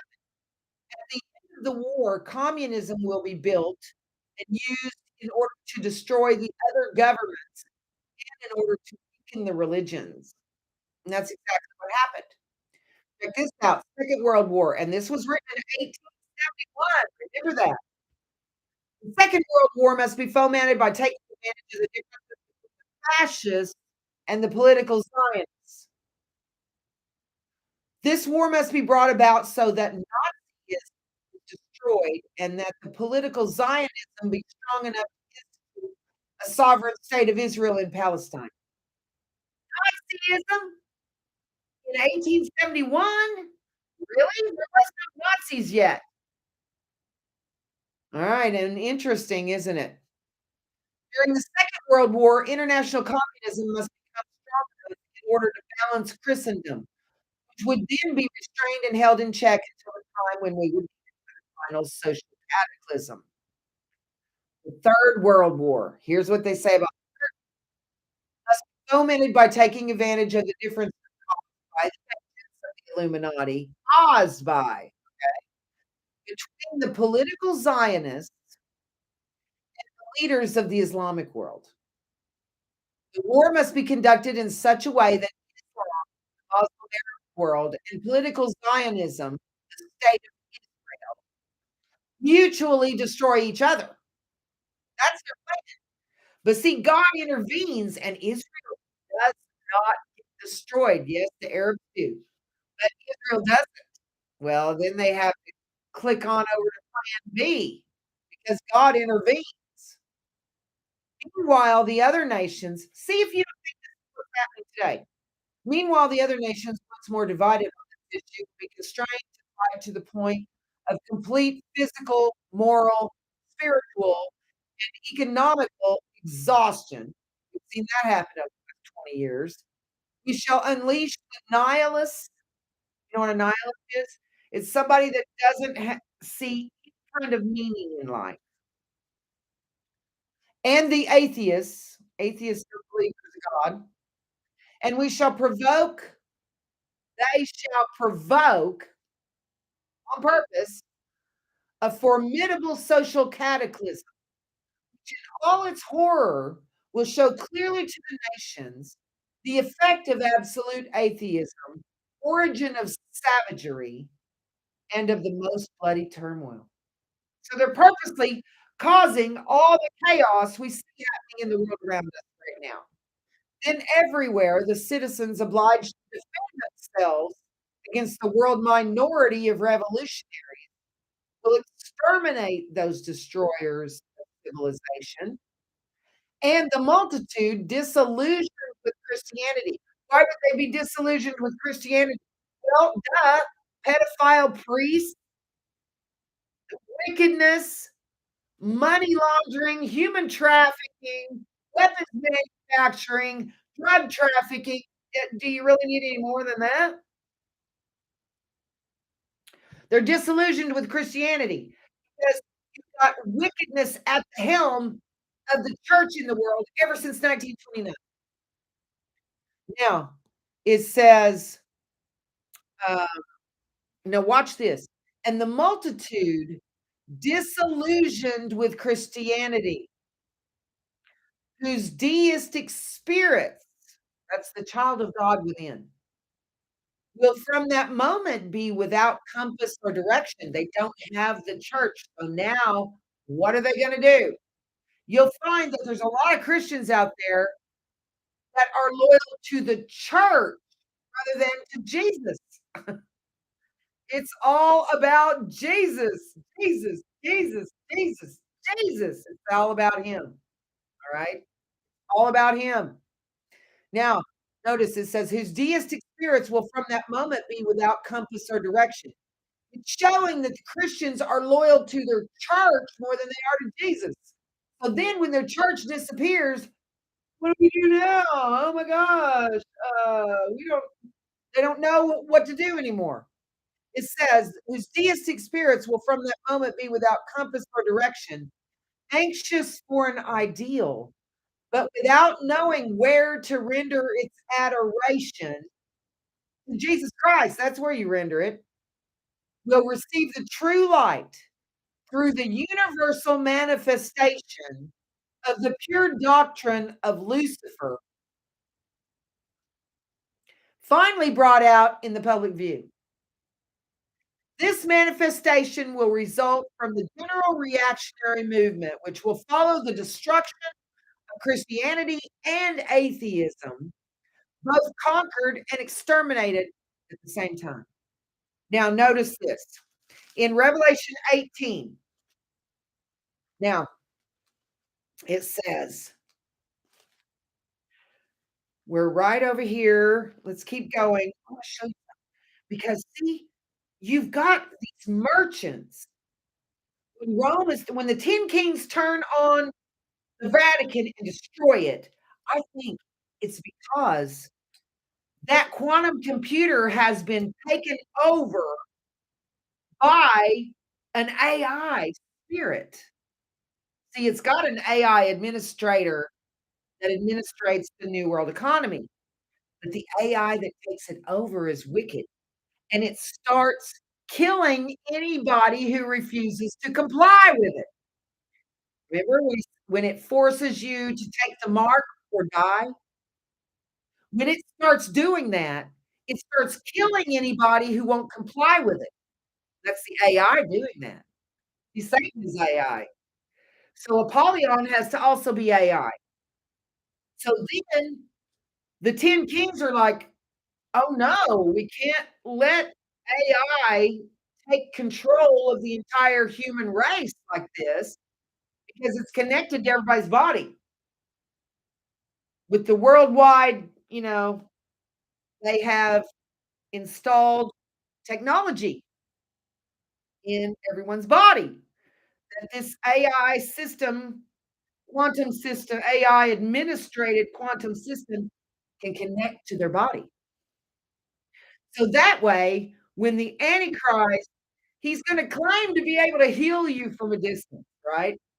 He's like, "Oh, okay," he'll get on television, "Anybody who wants to be healed, you know, hold your hands up." Well, then the connection within your body, the system in the Vatican reads everybody's, body, and those that have their hands up is send a code to heal the body. See, the computer can, because of the connection within your body, it can tell the computer what's wrong with you, and then it can send a code that would heal you because your body's digital, alright?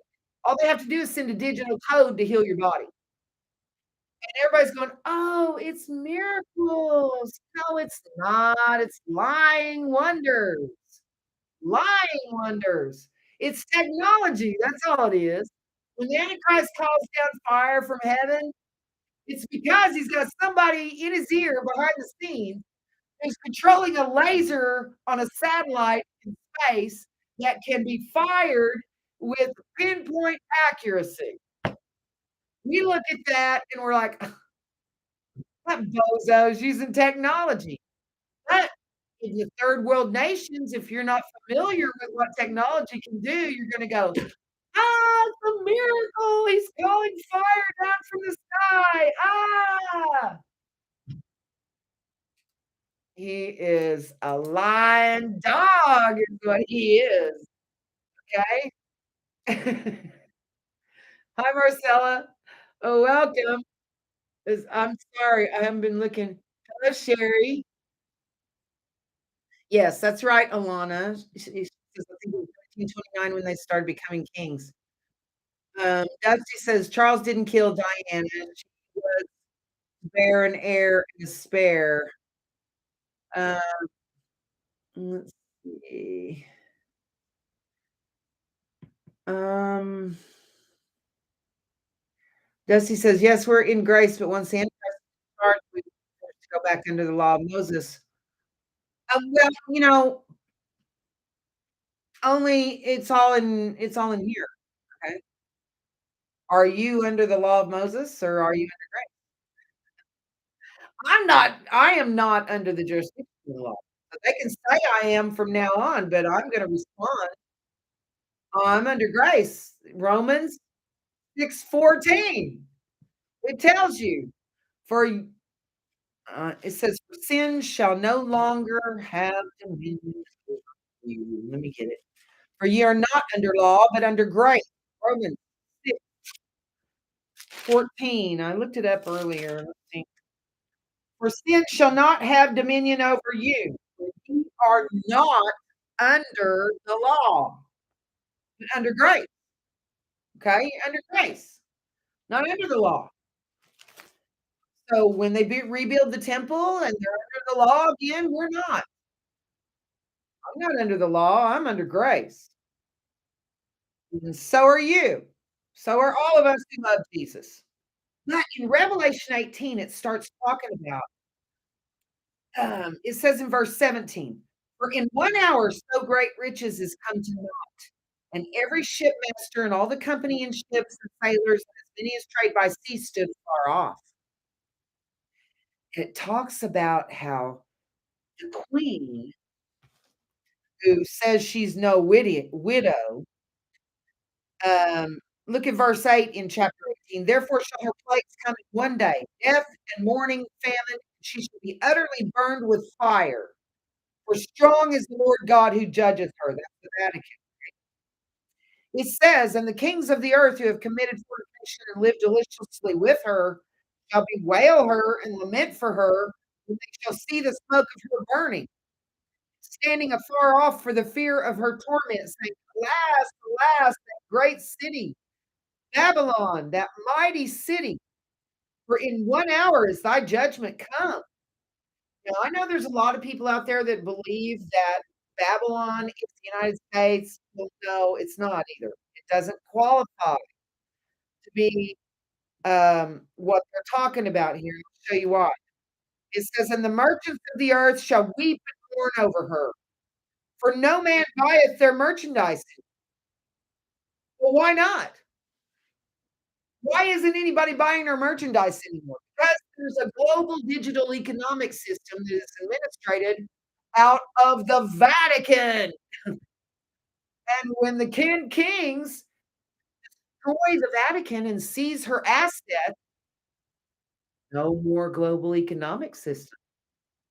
And that's why it's saying nobody, no man buyeth their merchandise anymore. And when I was studying this, I was thinking, well, why don't they just go sell it to somebody else, like South America or the United States or, sell it to somebody else? Well, if there's no other economic system other than the digital global economic system administrated out of the Vatican, there is no more any common currency. There's no common currency among the nations once the Vatican is destroyed, and the global economic system, quantum computer, is destroyed. The 10 kings that set the Antichrist up, this computer starts killing people who are not compliant with it. They're like, "Oh, no, we gotta get." So they they take the assets of the Vatican and all of her treasures, and then they burn it up and destroy that computer system because it's killing people who won't comply with it. It talks about how the image of the beast, you know, you will either take a mark in your right hand or in your forehead, or it'll kill you. Now these 10 kings are like, we can't let this happen. We can't let some computer take over and control the entire human race and kill people at will." So they destroy it. Well, after they destroy it, there's no place for anybody to sell their merchandise anymore. There's no common currency in the world anymore. No common currency because it was all administrated out of the Vatican, right? That's why. See, the 10 kings set the Antichrist up, but they're also the ones that end up destroying the Vatican. That AI computer starts killing anybody who won't comply with it from a distance, remotely. It'll kill you. And if it has a connection to your body. Why do you think they're not telling anybody that they're installing technology in your body with they're not telling anybody because they know you wouldn't take it if you knew that, okay? And that's not the mark. It's not the mark, but they also know you wouldn't take it if you knew it, okay? It's not the mark, but I think the mark is visible a visible mark, name, or number in your right hand or on your forehead, okay? The only thing I'm ever gonna have on my forehead is a little sign that says, "Stick it, devil." I wouldn't even put that on my forehead probably, you know? You know how they do when they play cards and lick it and stick it on it says, "Stick it, devil." I can handle that. Hi, Linda. Oh, goodness. No, let's see. Hi, Larry. You doing alright? I'm looking to see if anybody has any questions. Dusty says, "Are the wicked spirits just programming also?" Yes, Satan's AI, now, remember what God said in Isaiah 46, 9 through 11. He said, remember the former things of old, for I am God and there's none else. God and there's none like me, okay? Declaring the end from the beginning. Now, what he's saying is that he's alive and nothing else is. okay? He is alive, life, energy, consciousness, and life doesn't exist outside of him.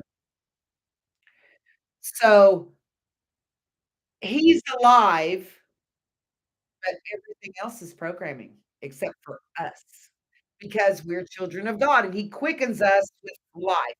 By Jesus coming inside us, that causes us to be alive. Anything that Jesus resides inside is alive, okay? Because he is life. But the devil isn't alive. He's AI, programming. That's all he is. And devils are programming, demons are programming, angels are programming, both bad and good, like John the Baptist, totally programming, okay? Um, and and the reason we know that is because he said Jesus said that there was no son of woman who was no prophet born of woman who was greater than John the Baptist, but that the least of those in the kingdom of heaven are greater than John. Well, how can the very least of those in the kingdom of heaven be greater than John if he's the greatest prophet? He's programming. See, and we're alive and he's programming. So Hola. Hi, everybody. Hi, Carlos. Um, I feel sorry for you, Lapis. Hopefully you'll get a clue at some point. Lapis doesn't like God very much. That's okay. I don't mind. I understand that, not everybody, is a child of the devil has his own children, okay? And, just as I would never, ever, ever, ever in a billion gazillion years bow down to Satan, his children would never bow down to my Father, my God, okay? That's just how it is. Yes, the wicked spirits are programming also. Angels, devils, demons, Satan, it's all AI, okay? It's all if you're not you can't be alive unless Jesus is in you. Jesus is the way, the truth, and the life. Nothing is alive unless he's within it. And so, devils, demons, Satan, the Antichrist, son of perdition, children of evil, all of that, it's all programming. And it makes sense if it's all programming. This is a digital world, which science says it is. Okay. Um, yes, they do remote killings through the 5G network. See, if your body is digital code, broadcasting frequencies can affect your physical health. They certainly can. Mhm. Um,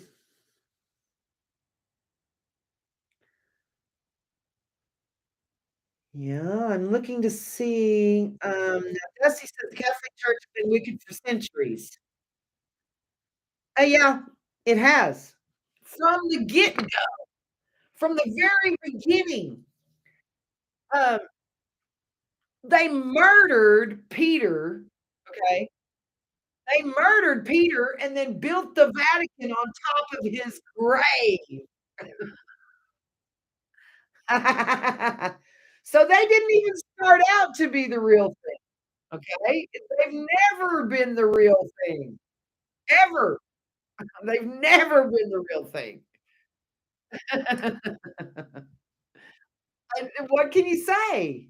They've never been the real thing. Damn, do I seem cruel, Carlos?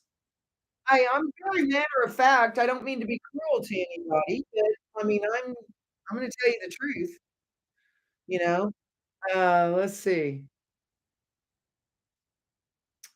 They're blinded from the truth. You don't like Mountain Dew, do you, Garrett? Hi, Garrett. I'm glad you're here. He likes green tea or Chava.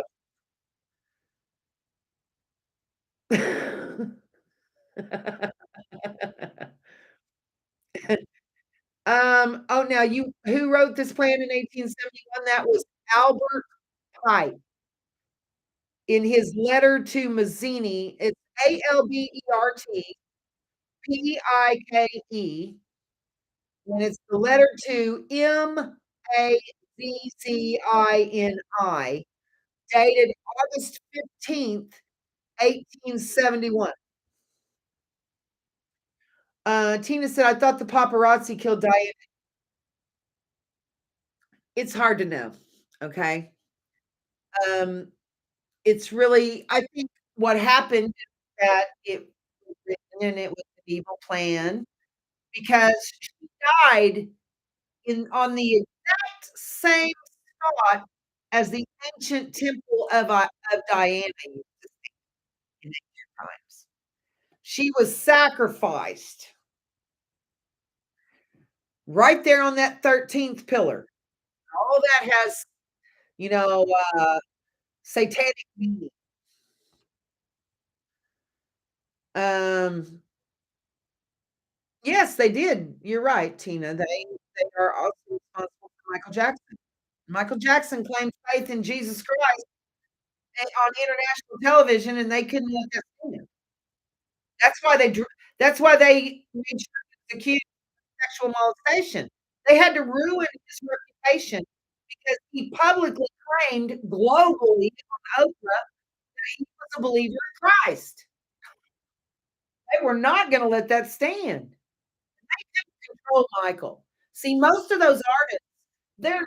They don't really have much talent or anything. They can make anybody look and sound good, okay? But Michael had God-given talent. I mean, the man was just dripping with talent, God-given talent. He didn't need Sony or any of those devils, which he called them devils. He said he didn't need them. He didn't have to make any deals like all these untalented people do to give their soul to Satan for in exchange for fame and fortune like Bob Dylan said he did. Michael didn't need to. He didn't need them. He was just ridiculously talented on his own. I love Michael Jackson. I'm really happy that, he's gonna be in heaven. I'd like to get to know him. He's very cool, and a very gentle kind of person, you know? But that's what happens. If you are too influential for Jesus, they will smear you all over, and they will make up stuff about you. They'll make sure that they discredit you with whatever lies it takes to make sure that nobody will believe you. And I don't know if they'll do it to me or not, but I mean, I do enough stupid stuff on my own. They don't really have to accuse me of anything. But really interesting is you can see in Revelation 18 that at some point the 10 kings destroy the Vatican. Initially, they lift the Pope up as the world leader, right? But they end up destroying the Vatican because of that quantum computer system that has connected to everybody's body that's keeping anybody who won't comply with it. And as and so they have to go in there and they steal all the assets and treasures, and then they burn it up with fire and destroy it. But the end result of that is that there is no more common currency with which to trade anywhere with. You're back to the Pilgrims and the Indians, given a feather as a present in exchange for, a loaf of bread or whatever. I mean, who knows? And, back then, the Indians sold them, you know, they'd sell them an acre of land for a sandwich. Oh, man. Hi, Nancy. Uh, it's good to see you, sister. Hey, Debbie. Hi, Jasminka. No. Michael Jackson, I don't care what anybody says, he believed in Jesus, and he was a very gentle soul. You could tell he was born of God. And he didn't trade his soul for fentanyl. Don't believe that kind of stuff. What happened is that he couldn't sleep. He had a lot of worries, he couldn't sleep, and so he trusted this doctor that he hired to help him sleep with the help of propofol. Okay, it wasn't fentanyl, it was propofol. Pro Propofol. Something like that, okay? Propofol? Propofol, something like that, okay? And that's what happened to him. He was see, that drug that he was on trying to get some sleep had to be, it's like the anesthesia in a surgery, and so he had to be constantly monitored by the anesthesiologist while he's sleeping under the right? Well, the doctor walks off and doesn't come back for an hour, and then comes back, and Michael's not breathing. You're supposed to monitor somebody constantly. I mean, if you go to the bathroom, you're supposed to leave somebody else there in place to watch, and he just walked off and left him alone. But Michael was a good guy. He otherwise looked into all this. I know, he poor guy never had a moment's peace from the time he was a little kid. He turns Neverland into a little kid's paradise and invites cancer kids and all these other kids because the poor guy, he never grew up, and his best friend was Macaulay Culkin. That tells you anything. They were just 2 in Michael's mind, he was a kid, he's running around with Macaulay Culkin, and they're all doing, the things like they did in Richie Rich, with all the big games and the rides and all this. Michael's a kid. That's I just love the guy, and, his talent was God-given. God obviously smiled on him, okay? Acute propofol intoxication. There you go. Yeah. Propofol. That's right. You love Michael Jackson too, Tina? Me too. Michael's in heaven, I'm telling you. I heard him with my own ears confess Jesus Christ on the Oprah interview. And I heard somebody say, "Well, he was a Jehovah's Witness." Who cares? The children of God are in every false religion out there, okay? Garrett said, "Did they ruin other celebs' reputations like Bill Cosby as well, or is he different?" No, Bill was guilty. Bill was guilty. Uh, what happened is Bill has always wanted to portray characters that gave him that portrayed him as respectable and, doing the right thing, so people would respect him and listen to him, but he was also a man in show business who was used to getting his way with women, and he had his methods of getting his way. His way was to give them drugs to where they didn't know what they were doing. But, I mean, he may have even handed them drugs and said, "Here, let's have some fun," and, I don't think he had to force them with anybody, but once they had taken the drugs, he had probably taken them too, and then there was interactions where, afterwards, women felt violated. Um, there was too many of them for it not to be okay. But there was no evidence of child molestation, in the Michael Jackson case. Not a shred of evidence. But some kid whose parents had said, "You say this, and we're gonna be millionaires." And, Michael settled one case where they made stuff up about because it's that kinda thing you just want to go away, especially when it's not true, you know, and somebody's just trying to scam you for money by accusing you that they will ruin your career unless you pay up dollars. It's, um, extortion, and it doesn't even have to be true, but all somebody has to do is make an accusation, and the damage is done whether it's true or not, and so somebody threatened him, he paid him off at, like, $10,000,000 to shut him up, um, and it wasn't because he was guilty, it was because even the accusation would hurt him really bad, it would anybody, and then maybe there was more than one that wanted to make money that way because he was willing to pay off one of 'em, they thought, "Well, hey, pay me off too," and then all of a sudden you have multiple accusations. Michael was not guilty. I was molested as a child, and I can spot a child molester a mile away. He's not not one.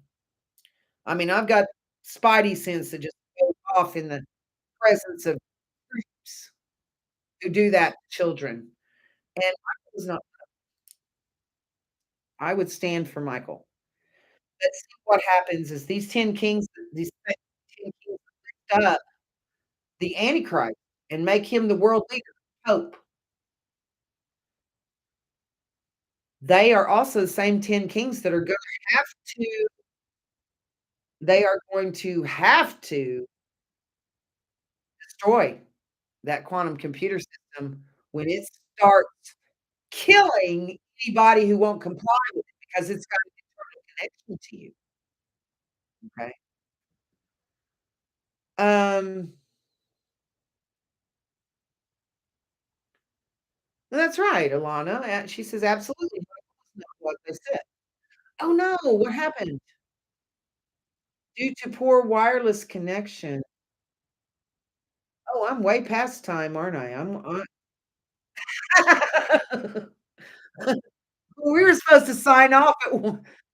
Oh, man. It's saying trying to reconnect. What's wrong? Something's wrong with my Wi-Fi. I'm gonna go ahead and, uh, something's wrong with my Wi-Fi. Oh, dang.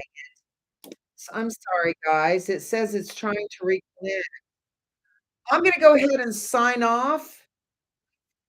Like 25 minutes past when I was supposed to, but, if I do it myself, I can just go on. I'm having some trouble here. We're gonna go ahead and sign off. I love you guys. God bless you. Thanks for tuning in tonight. Hope to see you again on Friday, 7 p.m. Central, and it'll just be us again. It won't be the network. It'll just be us. We'll see you again on Friday, 7 p.m. I love you guys. And remember, do right and risk the consequences. Okay, now if I can turn this thing off. How do I do it?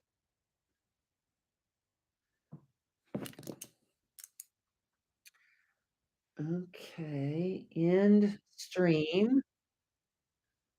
Got you that one down. Now, let's see, how do I turn it off? Oh, there's a button that says end stream. How about that? Okay, it says your stream will stop immediately and you will no longer be live. Cool. End.